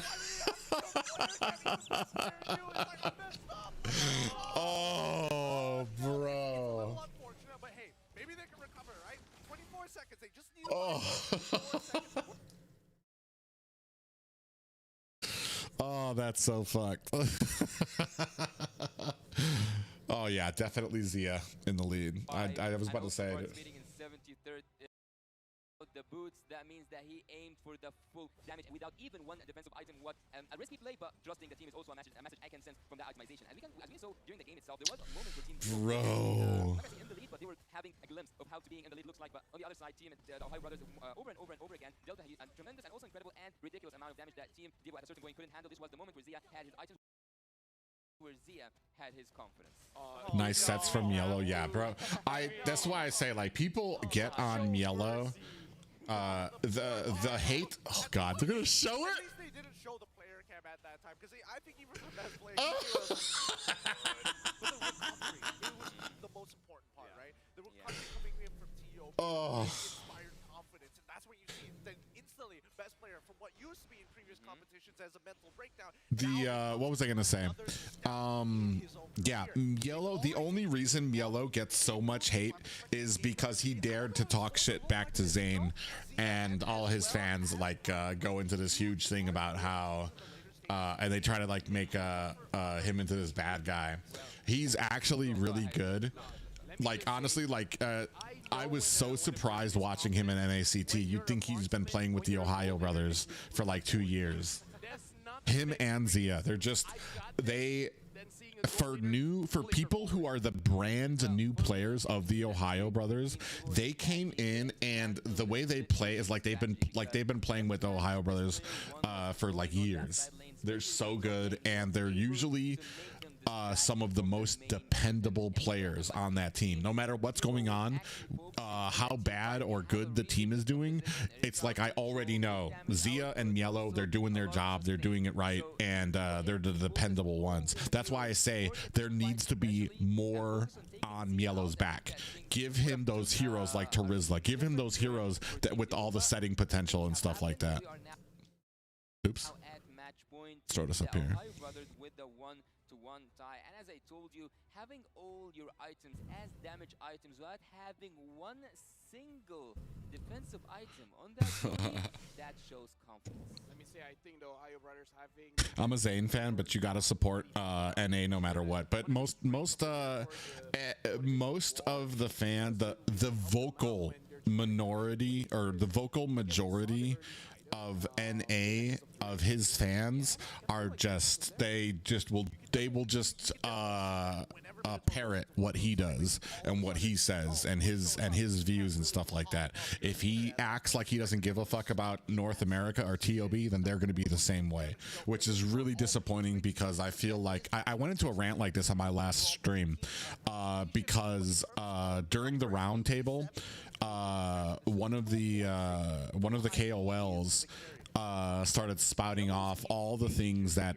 is wrong with TOB, and like Clippers, like they go out over that and like, oh man, finally somebody said it.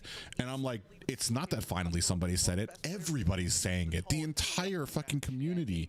Like all TOB has to do is sneeze the wrong way and the entire community is like shitting down their throats about about they're doing something wrong.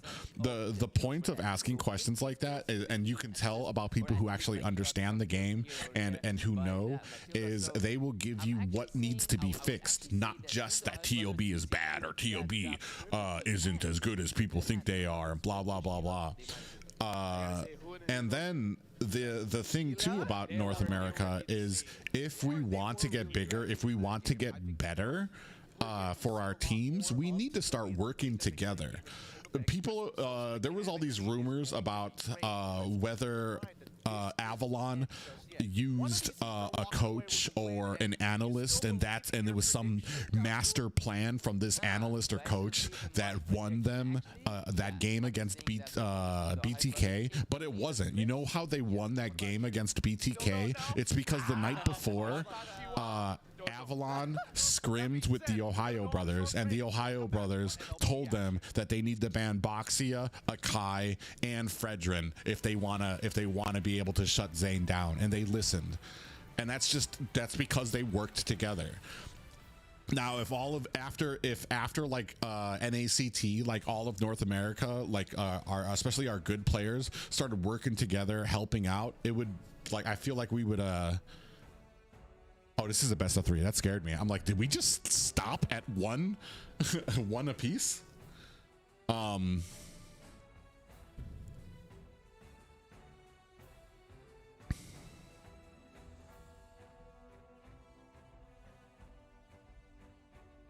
No, and I don't even know if TOB expected that advice to be enough. You know what I mean?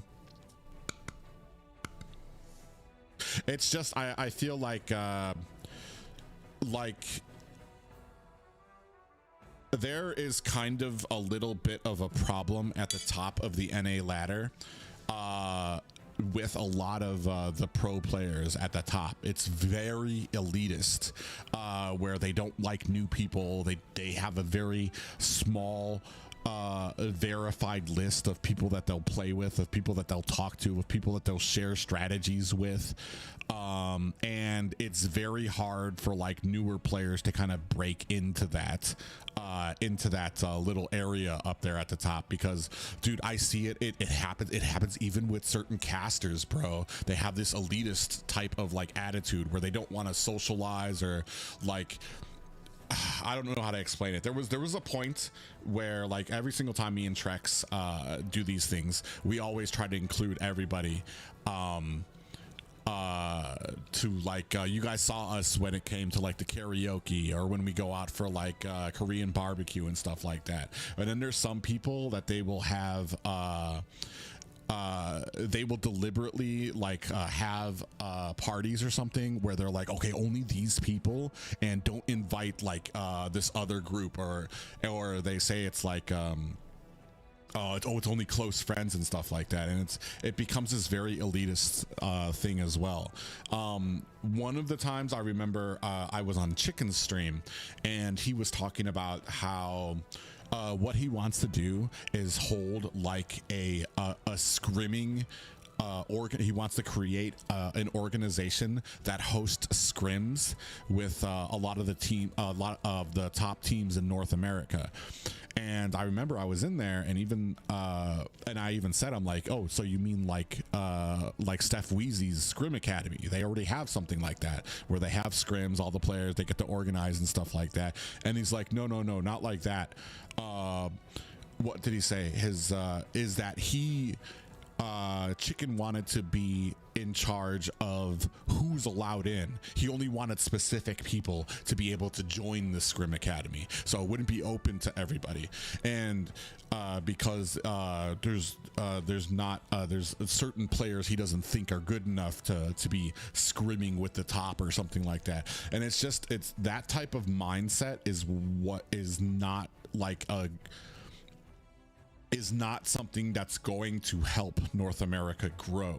You know what I mean? It's going to be eventually this elitist like group, like when you have it like that, eventually there's going to be no more players to pick from, because they're either gonna be done with college, moving on, get real jobs, or they're gonna grow out of this game, and you've still only got this list of people that you're gonna play with, and you're ignoring all of the new players that are like up and coming and stuff like that.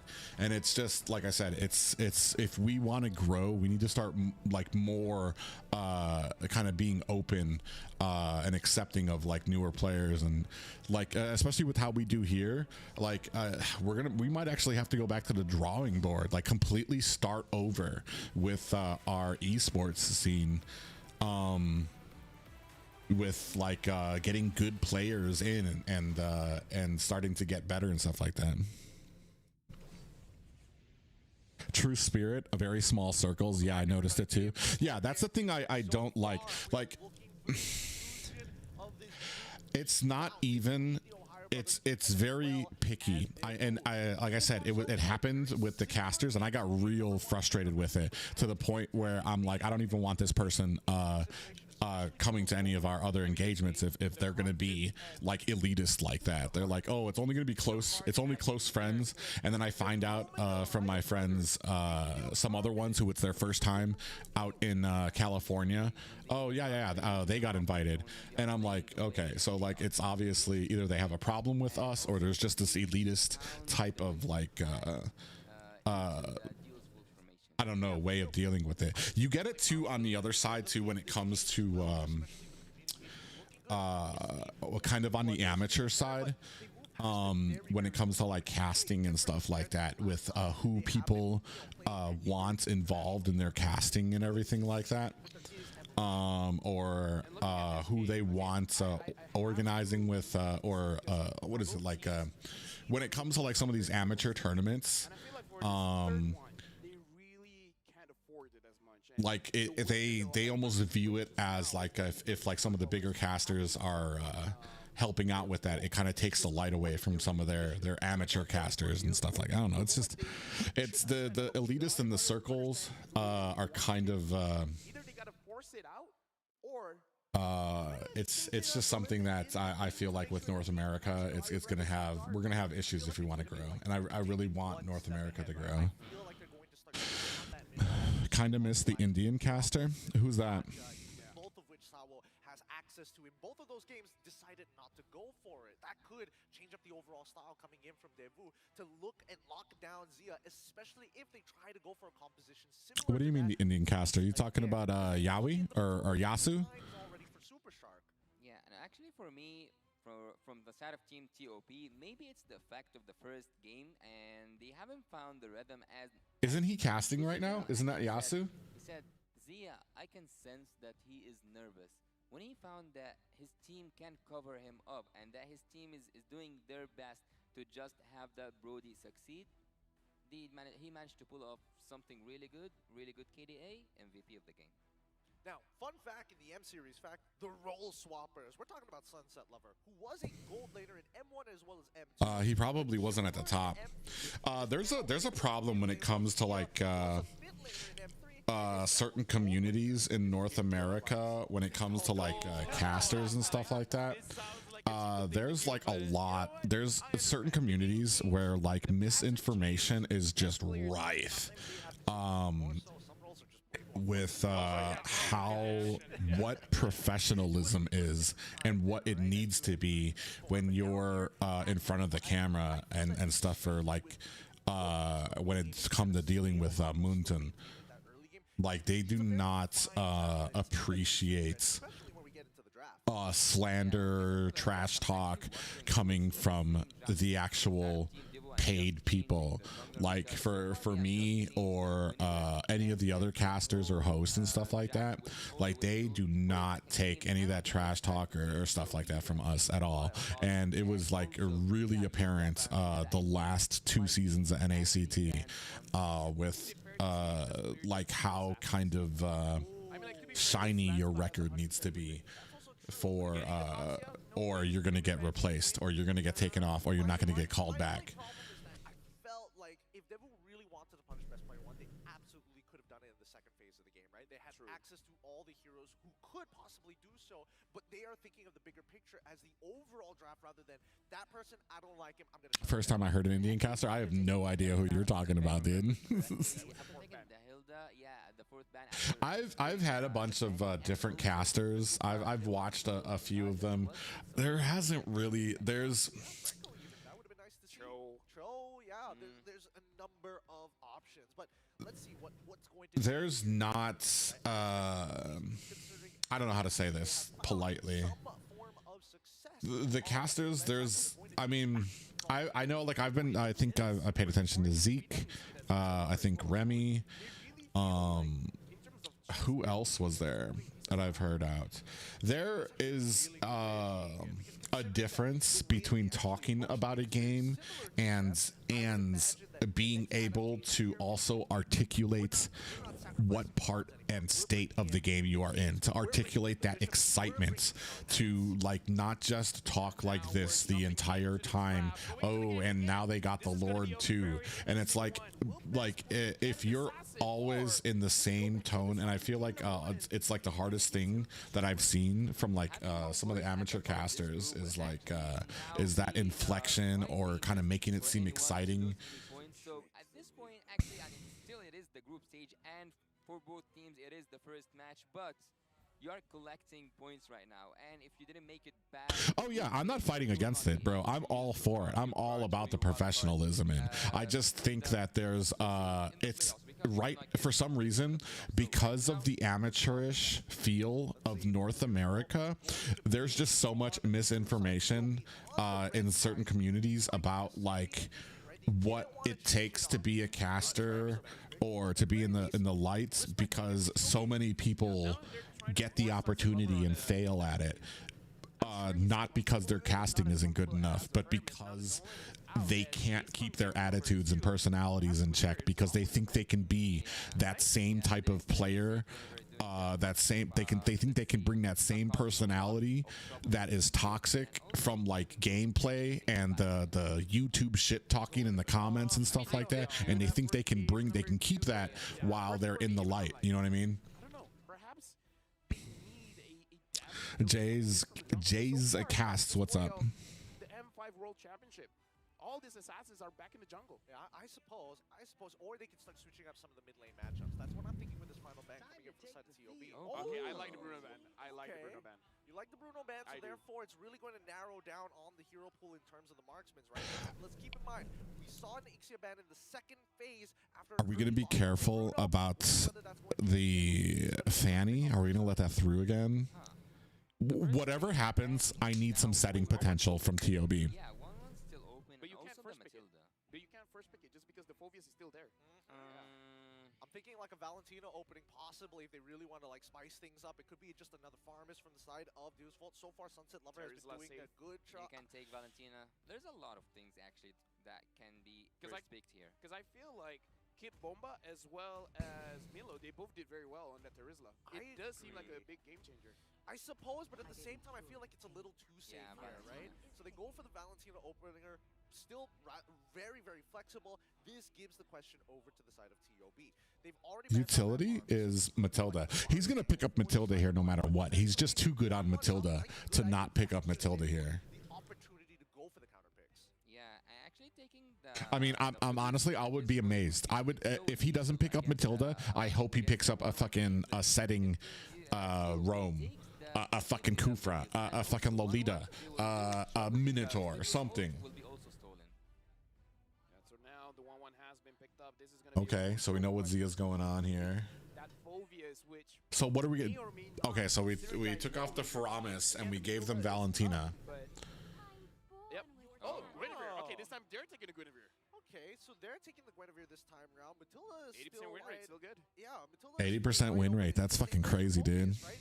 This could be an opportunity for Deus Vault. And I Are they feel gonna like take Matilda? the XP laners, I think they are gonna need have to take capitalize Matilda. their opponent is going to be a Phobius, right? Is this a question like Matilda and Gwen combo goes hard. It's fucking disgusting, because if Matilda lands her circling eagle and pops everybody up, Gwen doesn't even need to land her jump. She just needs to go in there and Violet Requiem, and it's fucking over for that team.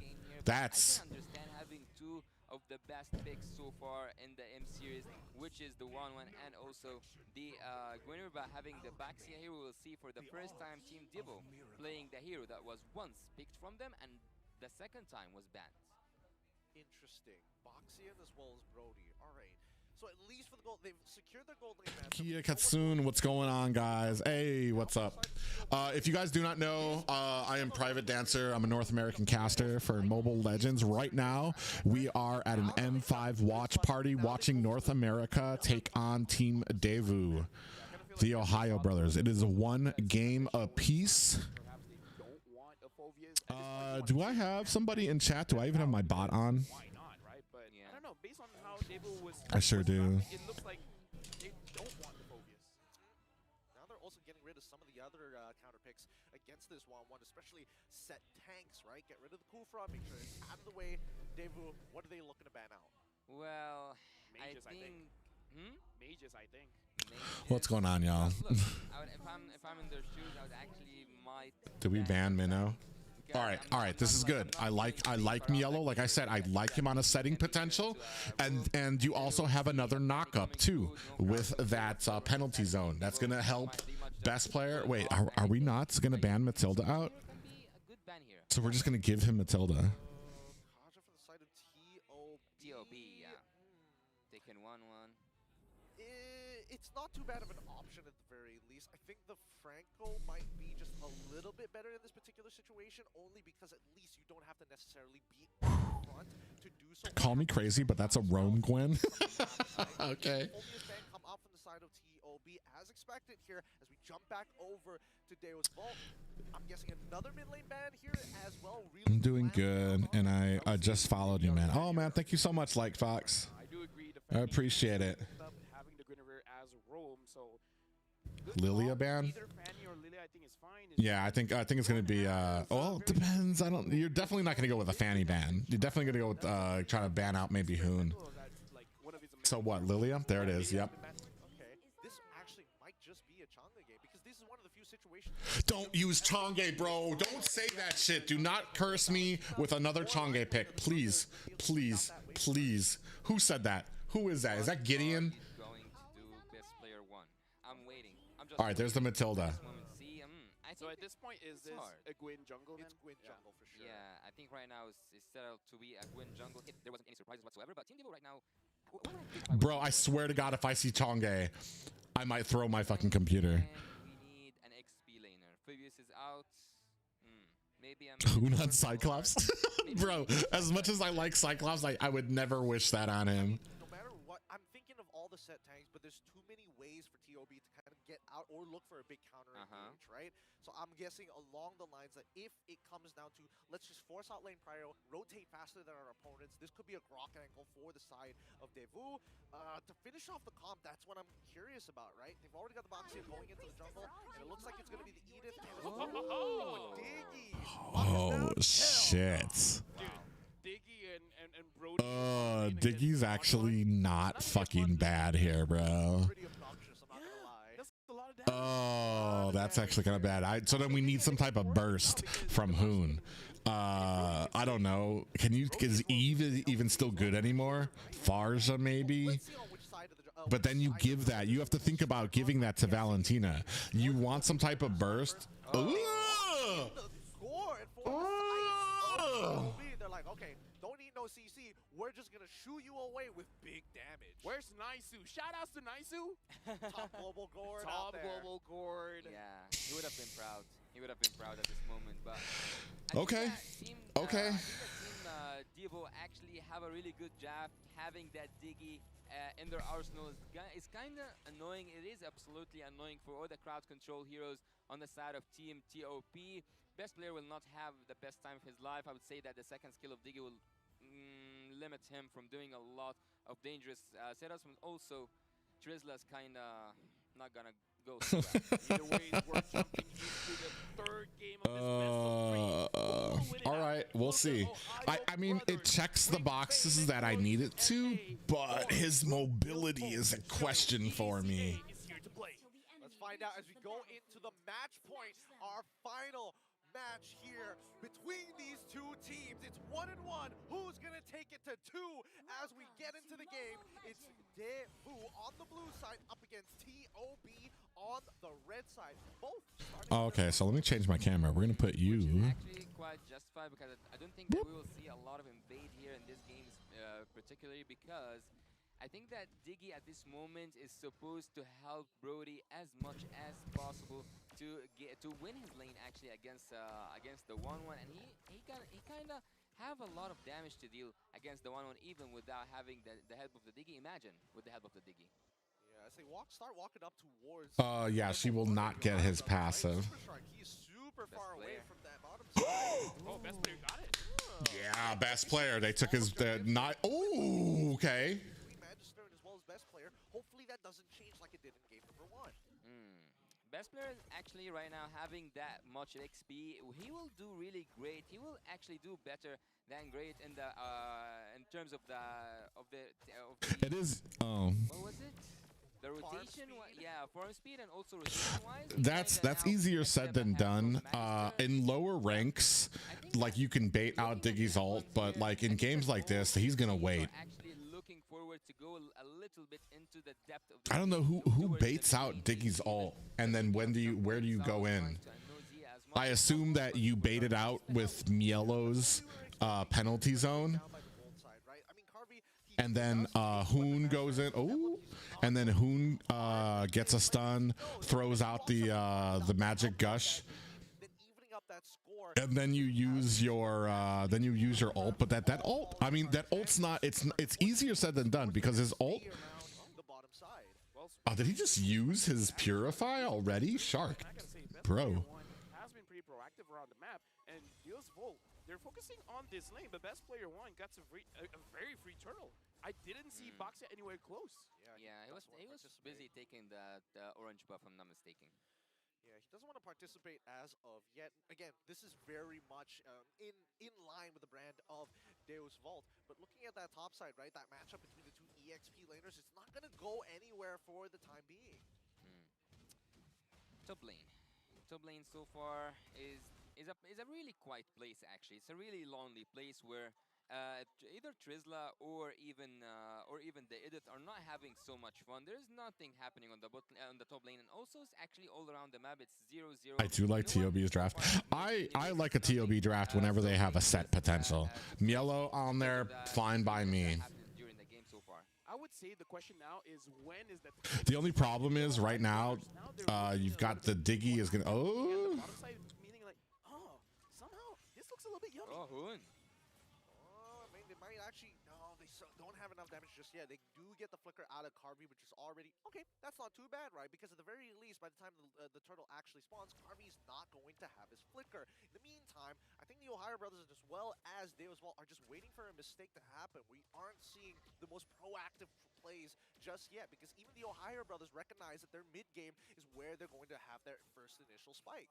Yeah, the best way for Team Devo actually to utilize their own picks is to focus with the Corby even more, even when having Sao at the bot lane. I think that they can reinforce Corby and take that turret and switch lane. So there's so much potential they are not. I don't really. The only thing that's is I feel like the damage on the side of Deuce Fault. Well, I guess Sunset Lever into the late game. He wants to go to, and Sao was able to avoid that. And Super Shark again using the Purify to make sure that he doesn't get caught. Yeah, he does not want to fall into the range of the torn apart memories, and I think it's a good decision that he does so. Now we go up to the very first, the second turtle of the game, and this time, Devu, they actually want to contest. Oh, best player one goes in, but Sao Nice. They all right. So that's out. But at the top, Sunset Lover able to find a kill. They're gonna have to let this turtle go. Secured the second turtle. That's what happens when you give up position. Wait, they're not going to get a second one, right? No. Mielo's out of there.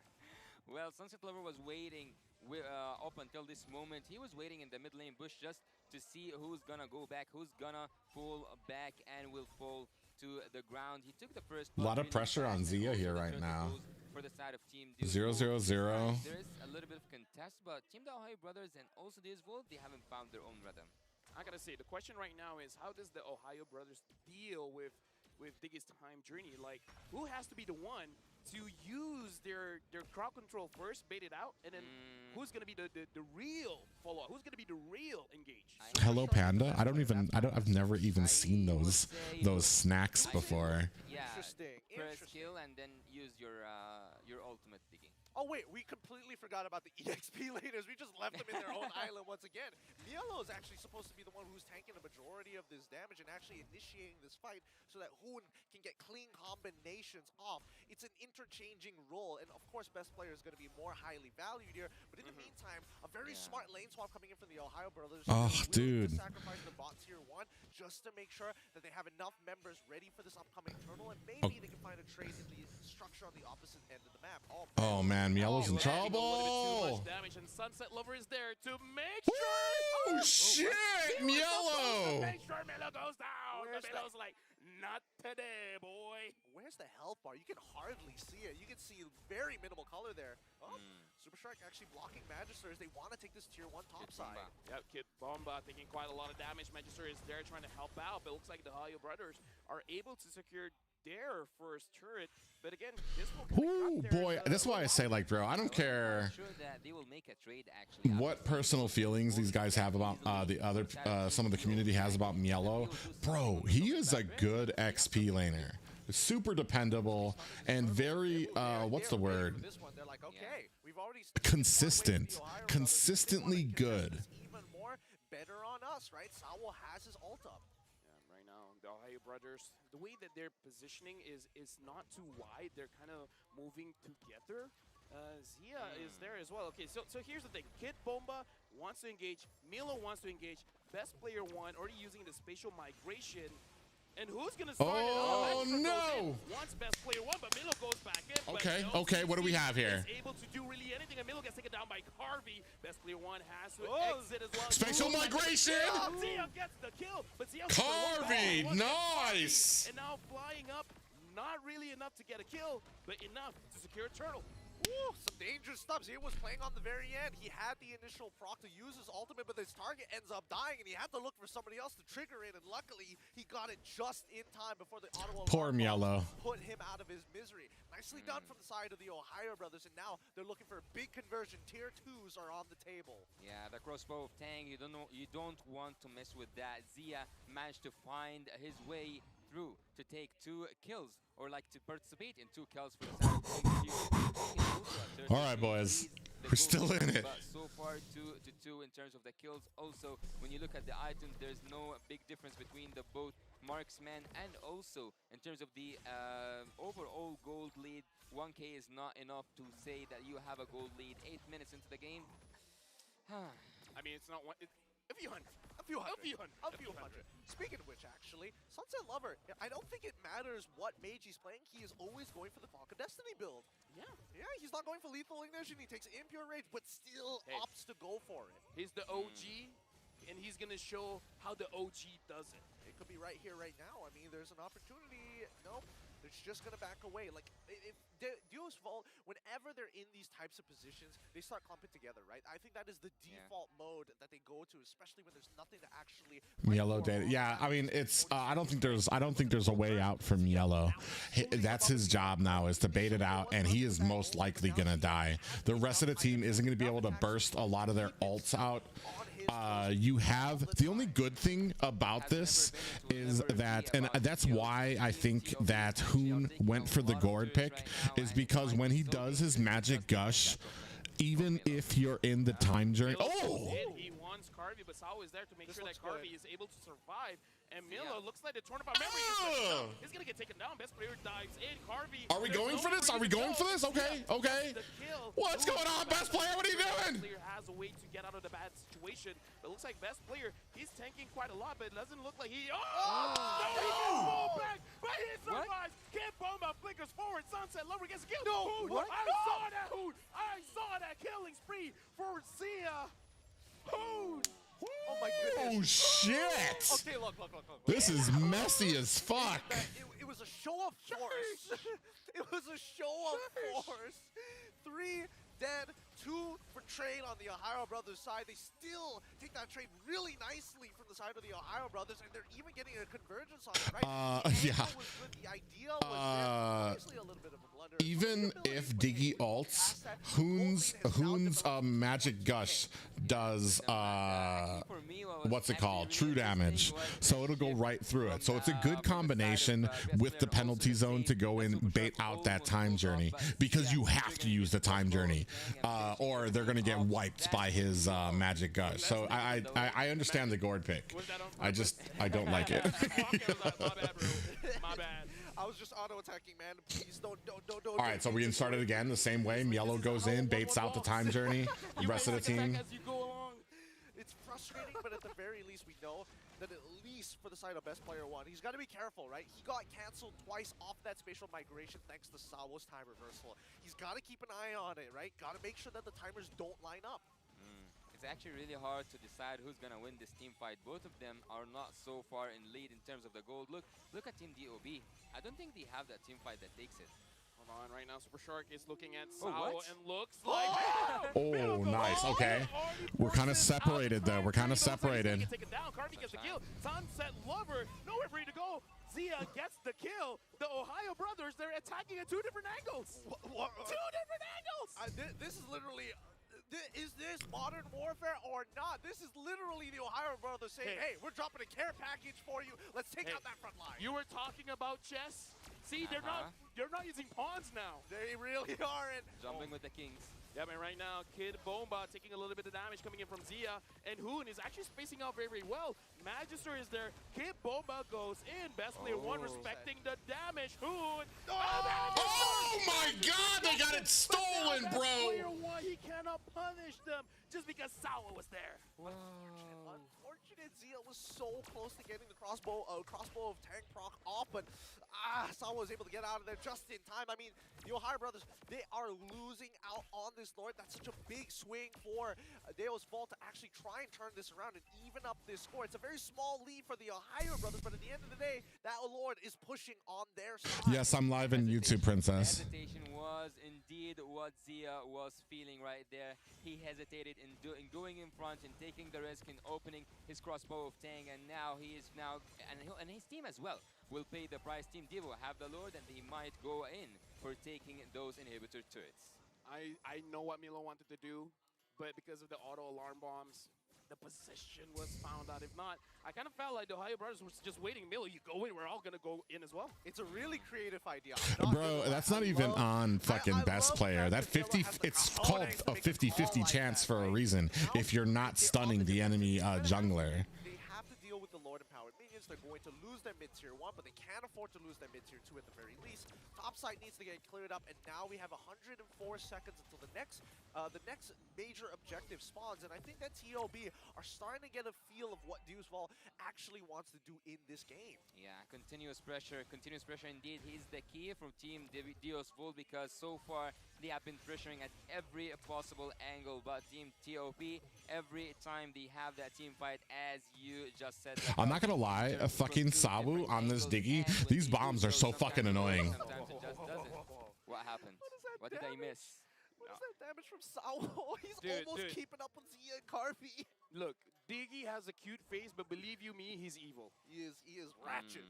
Yeah. Ratchet is what we call it. Oh my goodness. He's one of those characters in game you don't want on your team, but at the same time you don't want it on the enemy side. And neither do you want to have to force a ban for it. Yeah. So you just hate him either way. Yep. You just hate him either way. And Oh! and Milo follows up. Sal was there, but was it too late? Home from the backside, and Milo gets pulled back into the fray. Carvey gets the kill. Shark. Super Shark finds Magister, best player 1. You didn't get a target. Best player 1 gets pulled back as well. Zia gets a kill onto Carvey. Now Sunset Lover gets a kill onto best player 1. And Zia, you're taking a little bit too much damage. You have to be careful. Oh my goodness. Honestly, great awareness from Magister. He realized he was the target of the Circling Eagle. He quickly starts going into the opposite direction, following along with the rotation of the Circling Eagle to pull the boy away. And unfortunately, best player decided to drop in the middle of the team. Now that his support is way off the mark, instantly goes down. I need best player needs to be more patient, dude. There was no reason for a spatial migration when the Diggy still had his ult. Activated a crossbow of Tang and take everyone out, but again he goes for the safe. Oh, this is over. We're not going to be able to get this Lord. It's going down very, very fast, and Magister is able to secure it, and Sao preemptively using the time journey to make sure that no shenanigans happen. Yep, and he doesn't even have the fleeting time, right? This is Yasu is a MENA region casting, Middle East. Really annoying. It's like, oh, radiant armor, no big deal. Hey, damage offense is the best defense. It makes me so mad. Yeah. He's 6.4K and he's dealing almost just as much damage as the gold laners. It's got to be infuriating for some of the players of the Ohio brothers. And he only died once, so there's no reset for his stacks. Oh, jump. Oh my god, oh my god. I don't like this fight. Looks like he's going to get taken down. Carvey secures the kill. Zia is a little bit too forward. Sunset Lover could deal the damage. Mystic Gush coming in from Hoon just to try to push them away, just to make sure that they don't want to move forward. But Magister is like, yeah, fam, I want to go in. Maybe not. Yep. Yeah, I'm not. It's now a buddy system for the side of the Ohio brothers, right? Super Shark has to make sure that he's body blocking. He's body blocking for his boy Zia. Mielo has to cover Hoon on his side. Now that best player is down, they have no real means of following up upon engages, even if the time reversal has been expanded early. So now it's about how many inhibitors can you actually save?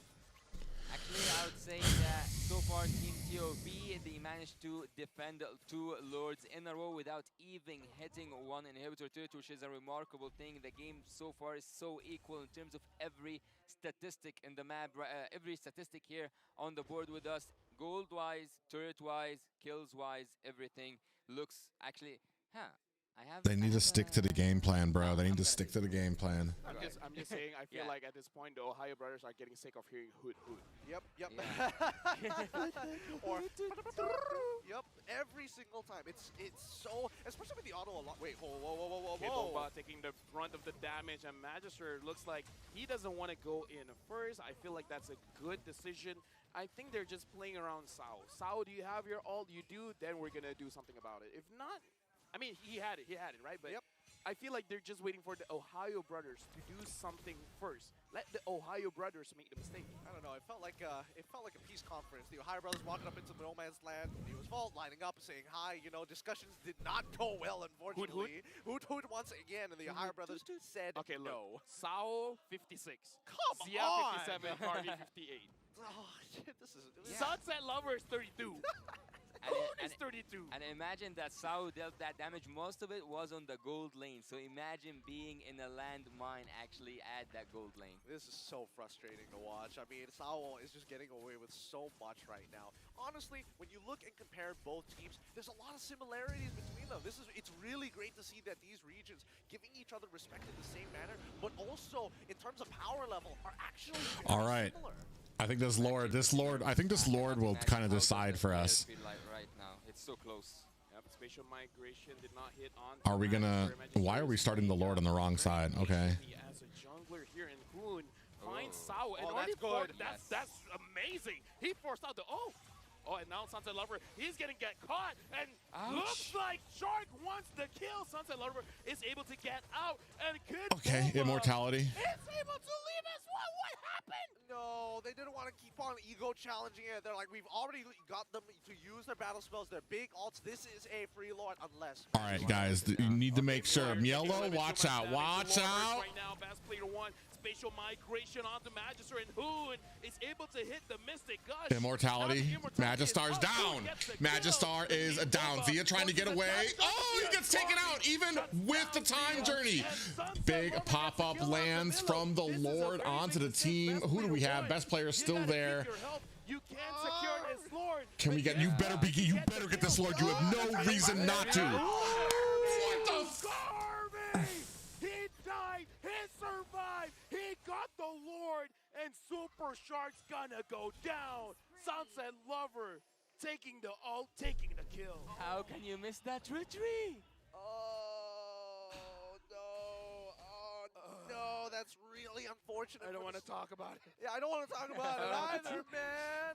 Who's gonna talk about it then? Come on, man. This is one of the situations that you don't want to be in, especially for the Ohio brothers, right? They were sitting underneath the Lord. During that Lord dancer, they were making some good decisions, but with the recent changes, a lot of these members were getting chunked out bit by bit, and Fuse Vault got a full reset because they didn't rush down the Lord in time. 5v5.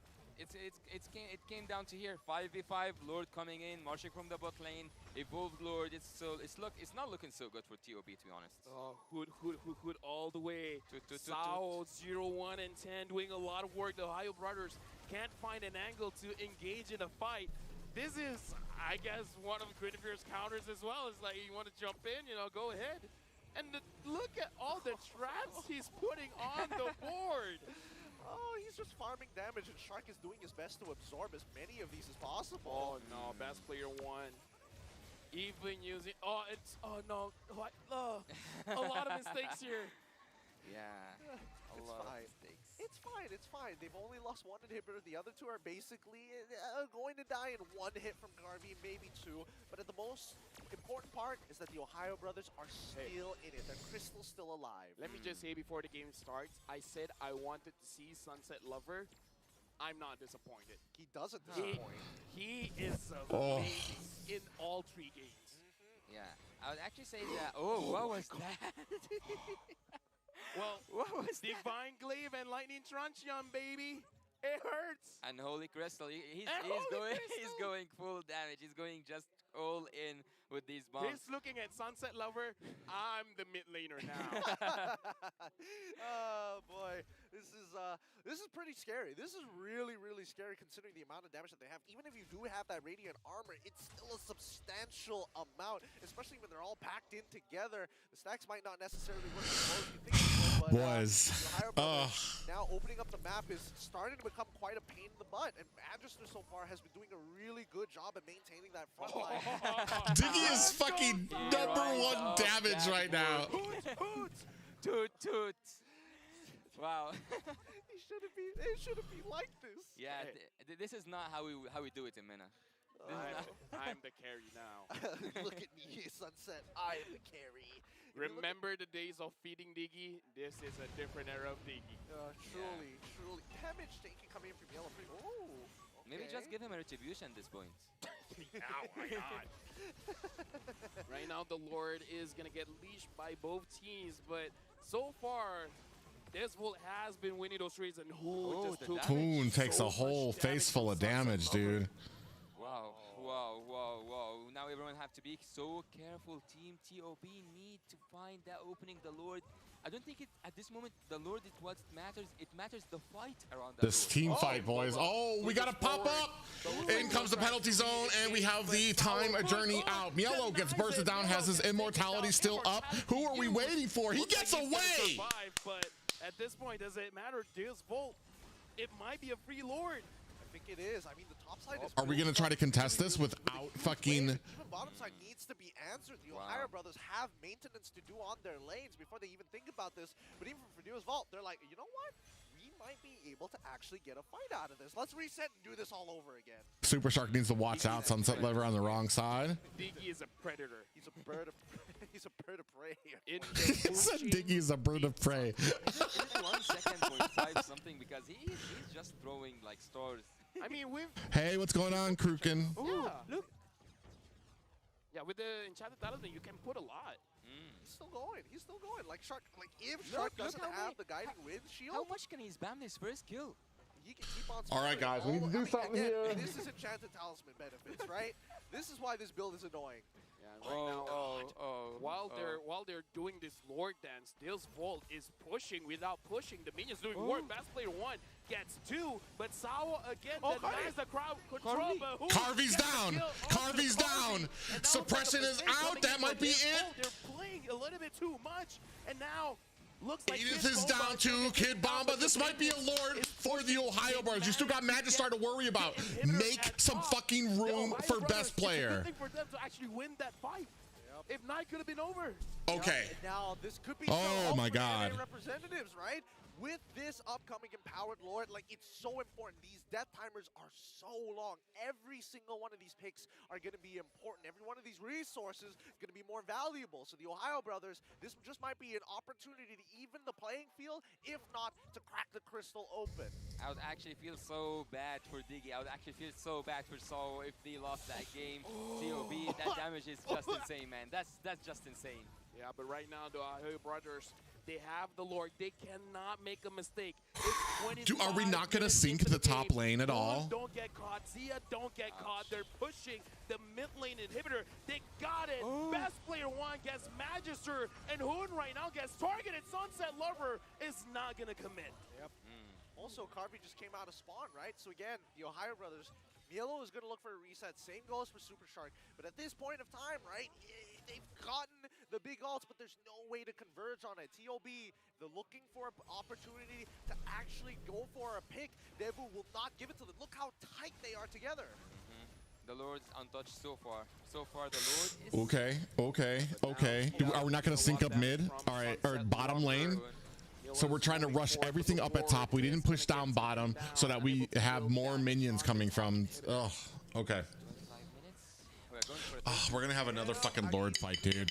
This shit. Coming out from Samuel, forcing people to actually These Lord fights are fucking stressing me out, bruh. Damage people have been taking.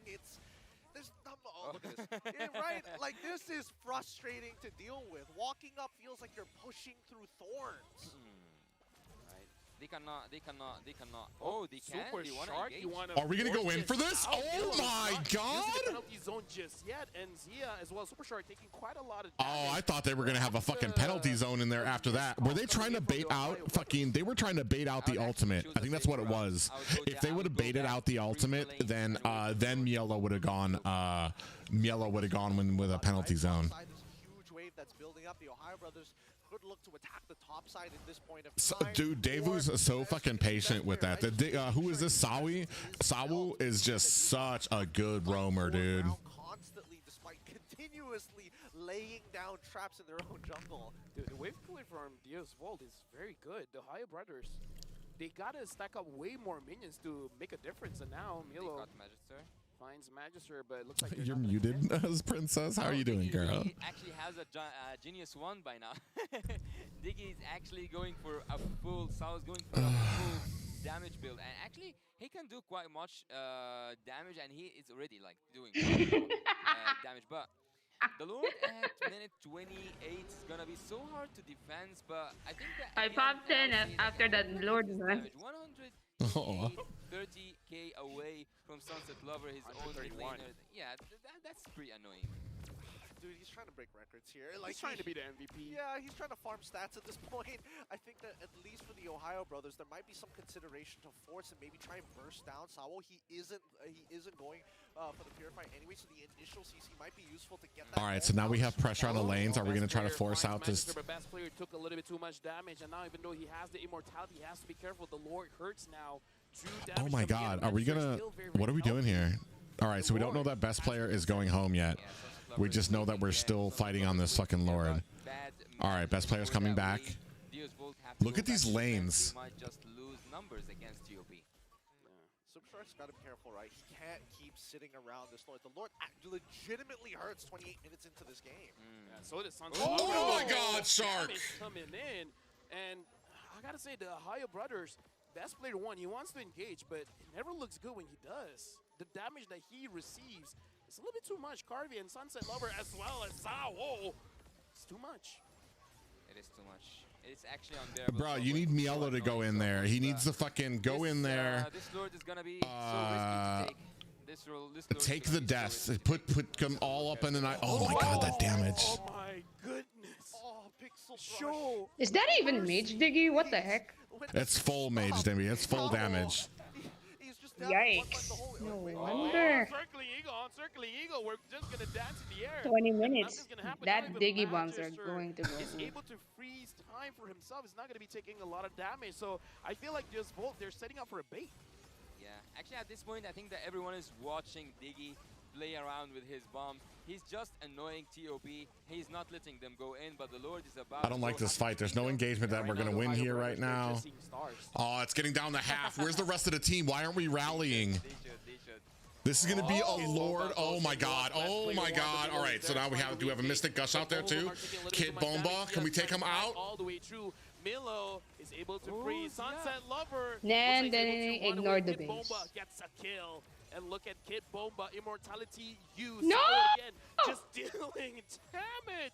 Someone take Well, this Diggy Teresa's down. There's no way they can go with. They didn't have Hoon for that engagement, bro. 62 seconds for fucking Yellow to get back up. He hasn't really been needing to use his flicker, and now that they've managed to wave down by that bottom side, they have to clear up that. Ew, he's in serious trouble. All over again. 1, 2, 3, 4, 5 bombs. Are you like counting chips? Yeah. At this point, yeah, you kind of have to, right? All right, best player. All right, best player. All right, best player. From Sao, like even Hoon is struggling to walk up now. I can't laugh. Best Oh, player this player. one jumps in. He's trying his best, but he may have went in way too soon. Gets taken down. Magister secures the Lord, and Super Oh, Short is going to now get taken that's down. a Same as whoopsie. Hoon. Carby secures the kill, and now Zia trying to 1v5. Oh. He gets Sao, but that's all he's going to get. Sao! He died, but he secures the kill, and it's a wipeout! Oh my goodness. What a game this has been. Mielo is coming back up in about 6 more seconds, but all the rest of his teammates, more than a minute worth of their timer. And Dios Vault, yeah, they're going to start walking in towards This that is over, north man. side finally. And even no The matter fuck what, was Sabo's that? like, I've done my job. Sao Look MVP. at me. The Sao last man MVP. standing. Right now, Magister is going to get taken down. Milo's going to try his best. He got Carvey, but looks like Dios Well, Vault bye-bye. got that crystal. This Oh. best of Yep, 3. he's gone. What a series! So What a intense. series. What an interesting. Initially, game 1 and game 2 were looking like a mirror matchup, but here in game number 3, we have Deo's Ball taking it away. 30 minutes, pushing it for one of the longest matches we have seen thus far.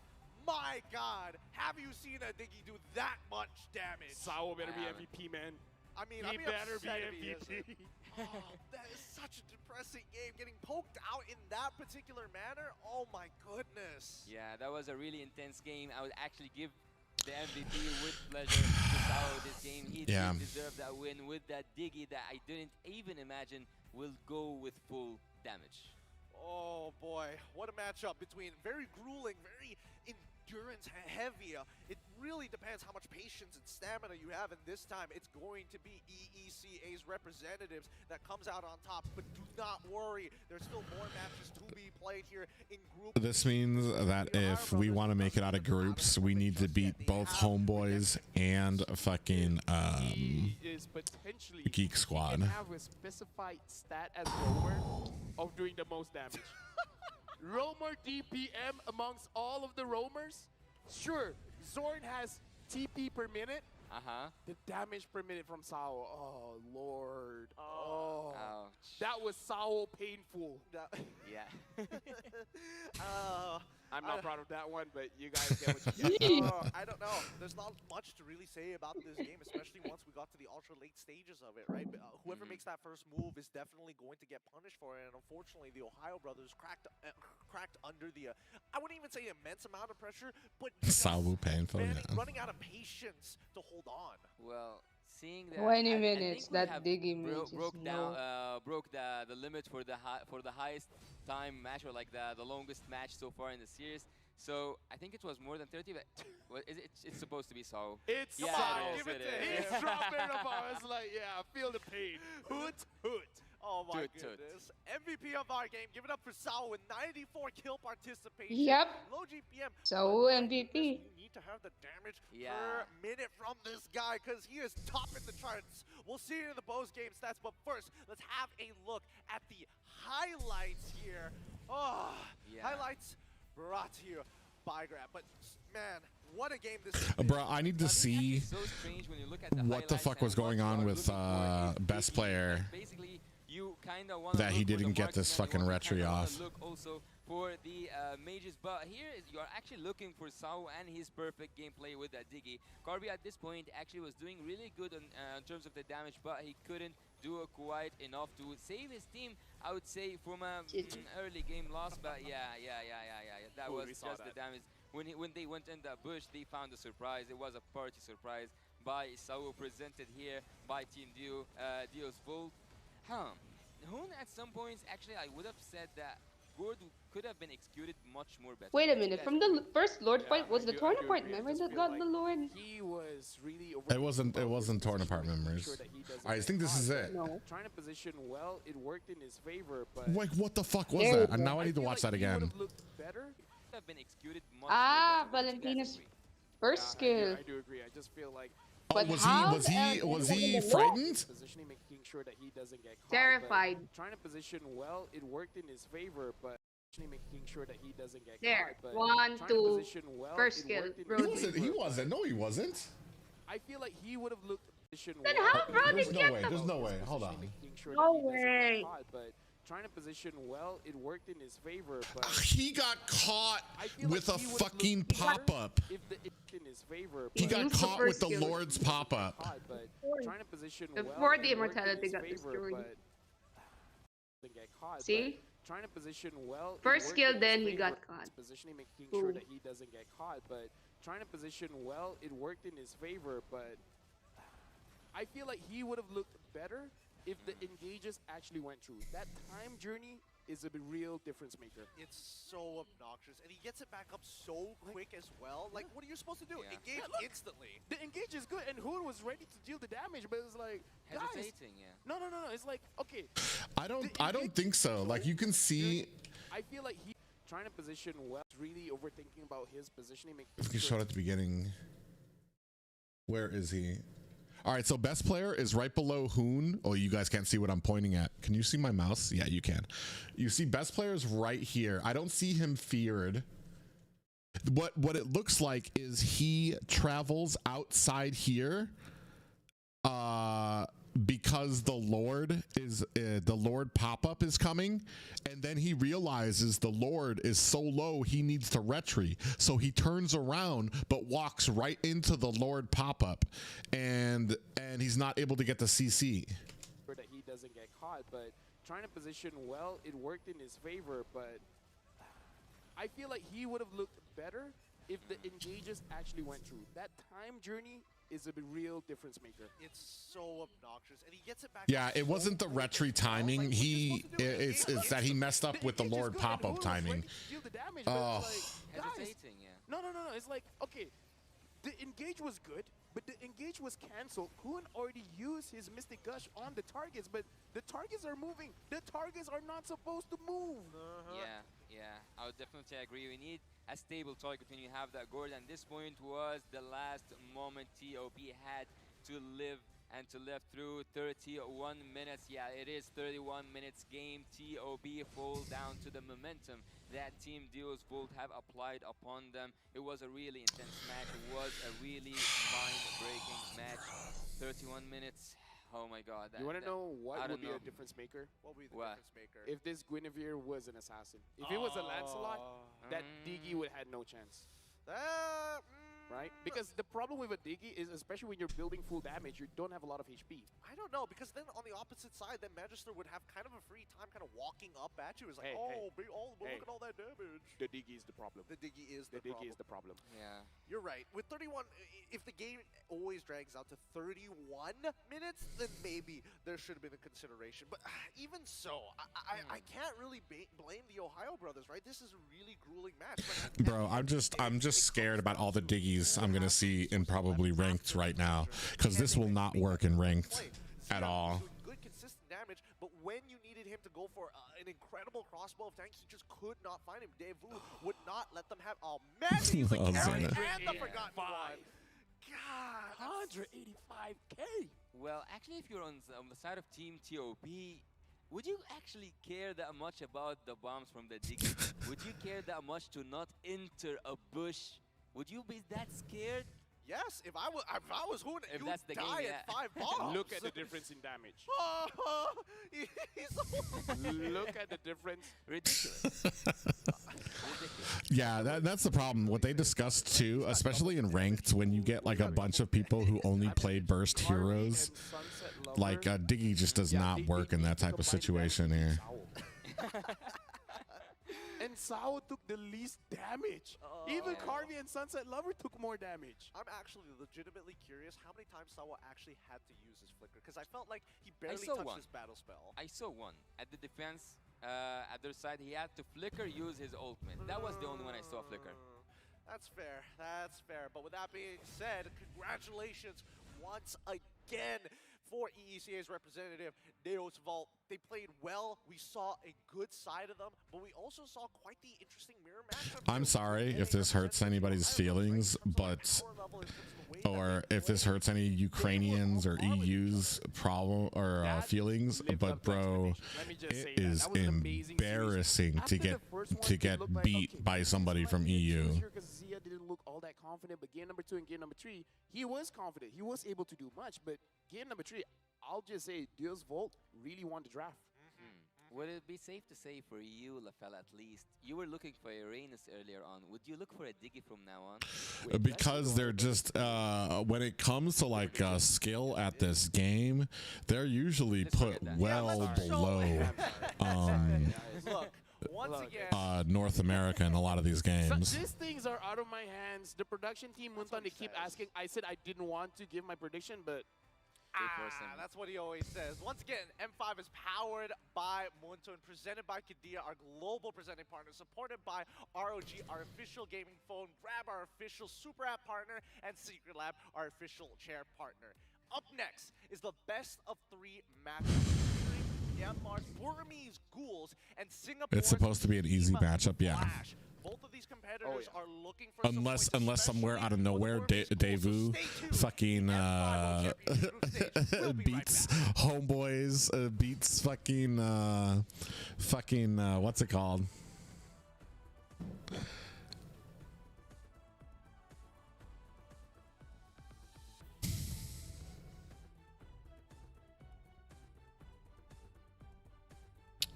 My only I think sadly we're at a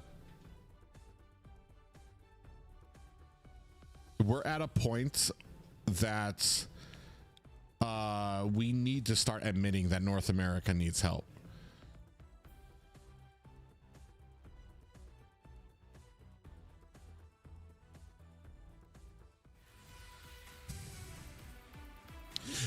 My only reason that my only real big regret about all of this stuff is that it couldn't be Zayn and his group here to prove to everyone that no matter, because I think that if they made it here, like this would happen but worse.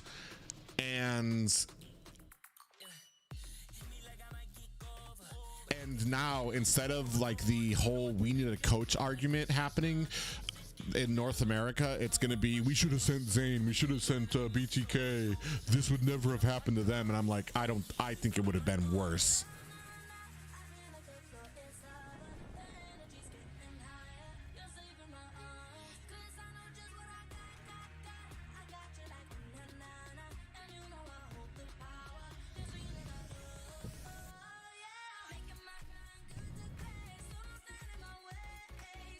They have an M1 veteran. Who has an M1 veteran? We don't have any M1 veterans.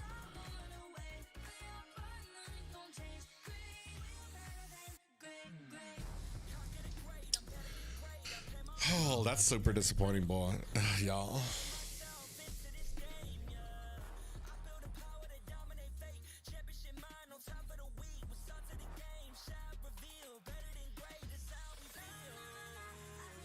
I thought that was Zayn. Before. Wait, am I dumb? Am I crazy? Or am I just racist? Tell me that does. Oh, it is. I'm so stupid.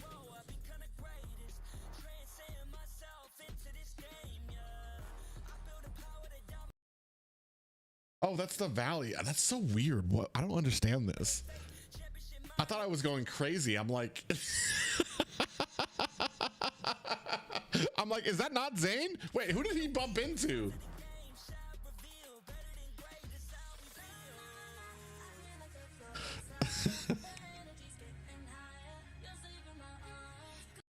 Well, yeah, and that's my thing too. Is TO, as much as people can talk trash about or that they're gonna want to, that's the best we have to offer.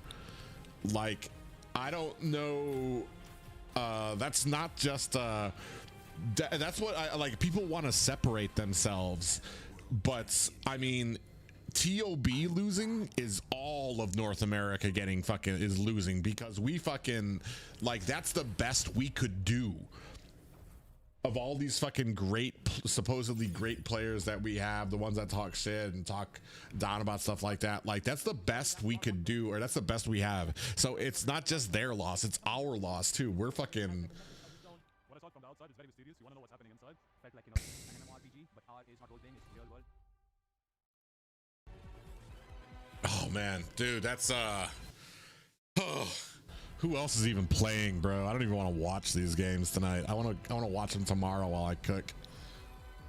Bruh.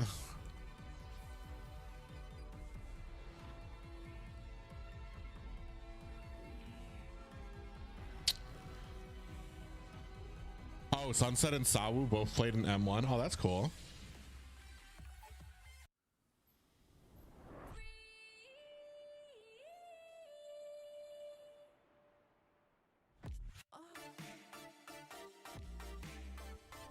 Is that phone good? I have no idea. I've been wanting to look into it, but I don't really play on phones anyway. I play on my iPad, so it would be too small for me in the first place.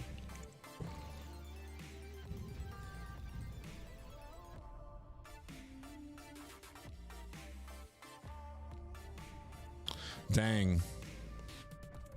I'm just upset they lost. We're all upset they lost, bro. I feel like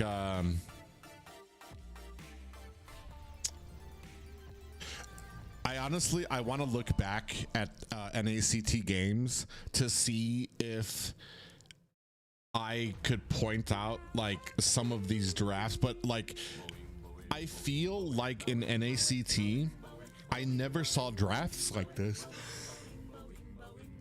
from the Ohio brothers. Like these drafts, just that last draft wasn't bad. The second draft wasn't terrible either. I just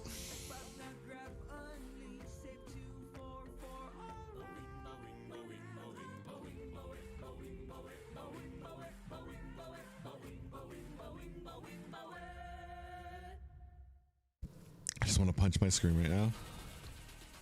M1, M2, M3, experience makes a difference. I'm not sure how much it is experience and skill make a difference as much as it is having a coach, having somebody draft for you. I would really love to see how that works on Daewoo, because I'm 90% sure that they have a separate coach and analyst for their games, and you have no idea how much that makes a difference.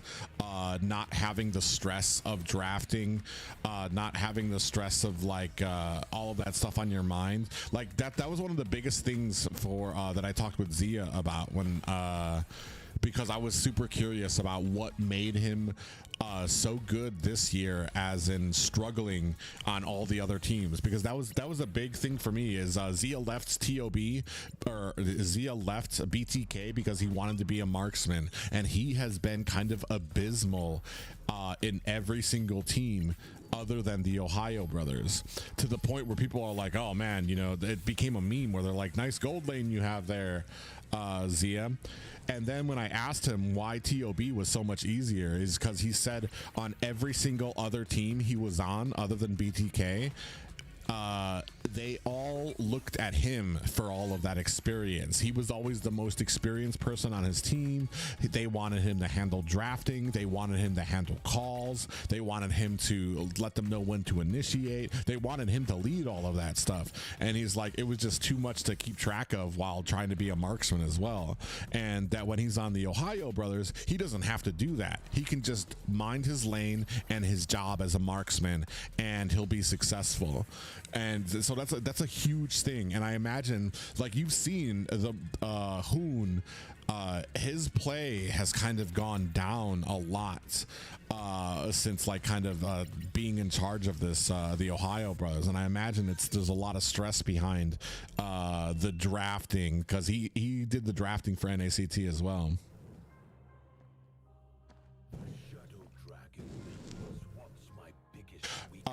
Let's be honest, BTK drafting was by Zane and Chicken. Yeah, but let's be honest. Let's be really, really honest. Their drafting is not what won them M3, or what got them so far in M3.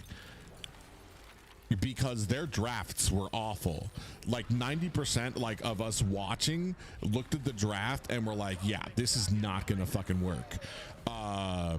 And it did work only because, one, they were getting underestimated by everyone, and two, they were just so good on those individual heroes. And it was a combination of that. We don't have that luxury anymore. No, not a single fucking team underestimates North America. They come at us with like 110%. All of their coaches and stuff like that. Tonight, we celebrate MLBB Esports. Do the kaldak! Do the kaldak! This is the Suman Challenge. Go!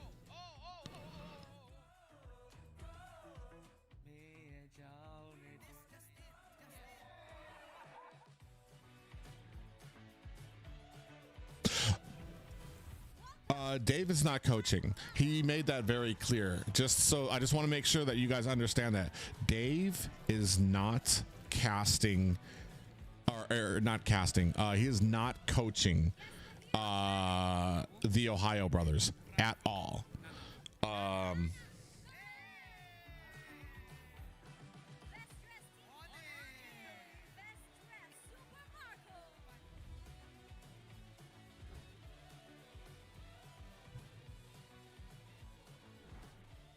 Thank you so much for joining us at the M5 Gala, and we'll see you at the M5 World Championship.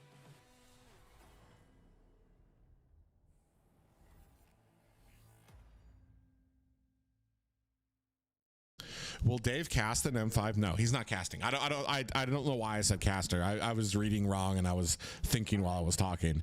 I was talking about the coaching. He is not coaching. I think at the most he's helping manager and like keep them. He's helping like with managerial duties on the team, like making sure they're where they're supposed to be, that they're all rounded up, and they're getting their food and everything like that all squared away for them. That's all I think he's doing for them, because I remember I forgot who I talked with about it. I think I talked with Dave too, but yeah, he's not actually coaching them. Which squad is the most scary in your opinion? Fucking Bren, bro. Bren, freaking I don't know. I haven't seen much from fucking I mean, we saw Onyx yesterday from Indo, and they fucking beat down their opponents, but oh, I thought he was going to M5 for casting. No, I think he just goes down there for fucking I think he convinced TOB to add him to the roster as like a manager or a coach or an analyst or something like that, because you get slots. North America, when you win, you get slots for your team, which include your 5 players, some subs, a manager, coach, analyst, things like that. And I think maybe Dave might have convinced them, because he talked with us about trying to do that, trying to convince teams to get us on their slots to go to so that we could get like a free ride to M5. But like for some of us, like you can't, it's not enough to go to M5 for some of us. Like we'd need to be paid for it too, because like that's a lot of weeks of like just spending in another country and like not working. Eager to forge their legacy.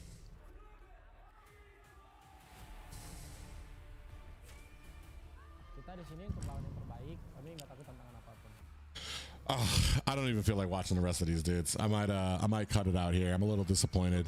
I'll watch them again tomorrow morning. Rising stars are vying for the spotlight. Kita orang dah tunggu lama untuk momen ni. Dave is listed as a coach in MPLI. I don't know why. I was told that he wasn't. Because if he is, he's got a lot of fucking explaining to do about that fucking draft that he was doing in MPLI. I doubt it though.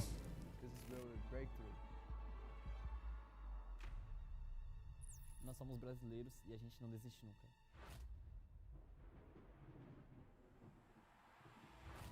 The Kings, legends in their own right, descend to defend their crown. Kita sudah merasai kemenangan. Ini saatnya kita menguasai dunia.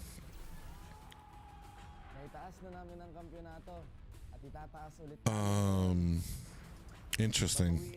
I don't know. I'll have to check it, guys. It's been really fun. I'm so heartbroken right now.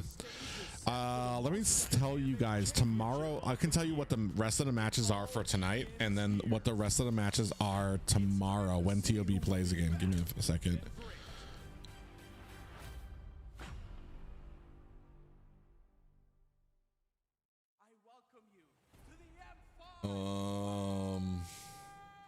Okay, so we're right here. So later tonight, it's going to be the Ghouls taking on Team Flash. Then See You Soon taking on, is this Brazil, right? I think this is Brazil. Bigatron Sons. I don't know who that is. Let me see.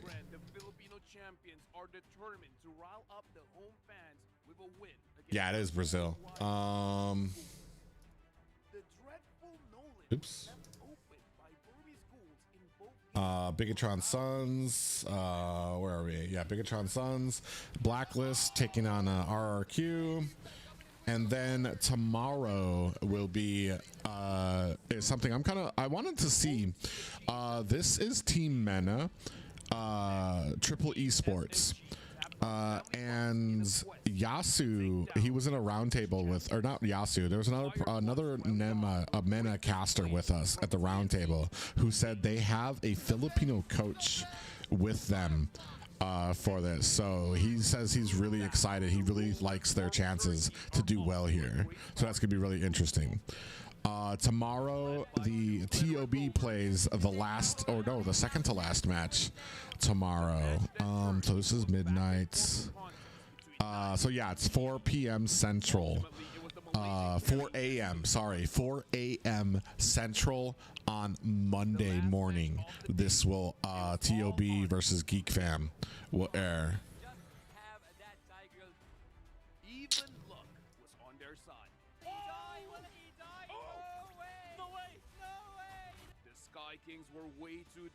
I'm so bored with my own country.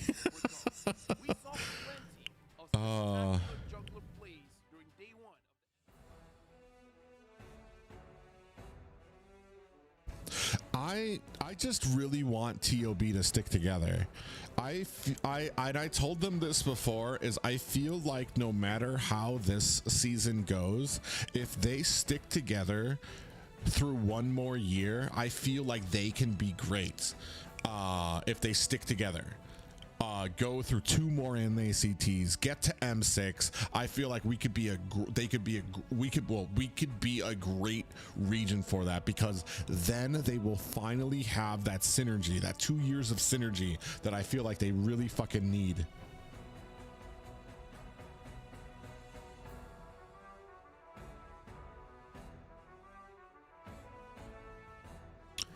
Isn't Hoon going to the military? Bro, I've been hearing that for fucking 3 years now. Like, he might have to. I don't keep track of his of all these players' things, but we'll see. Yeah, it's gonna be Churro. It's gonna be 4 a.m. on Monday morning.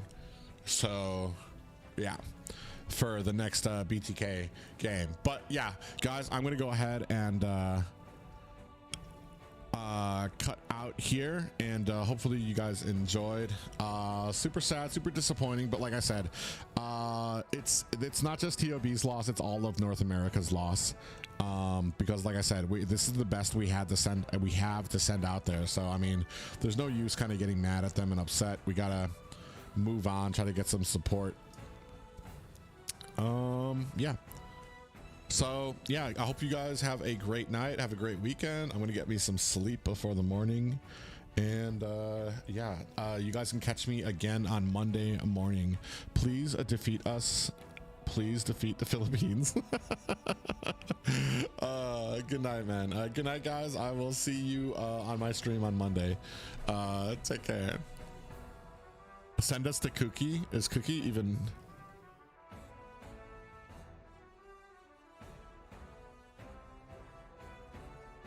We'll throw out the cookie.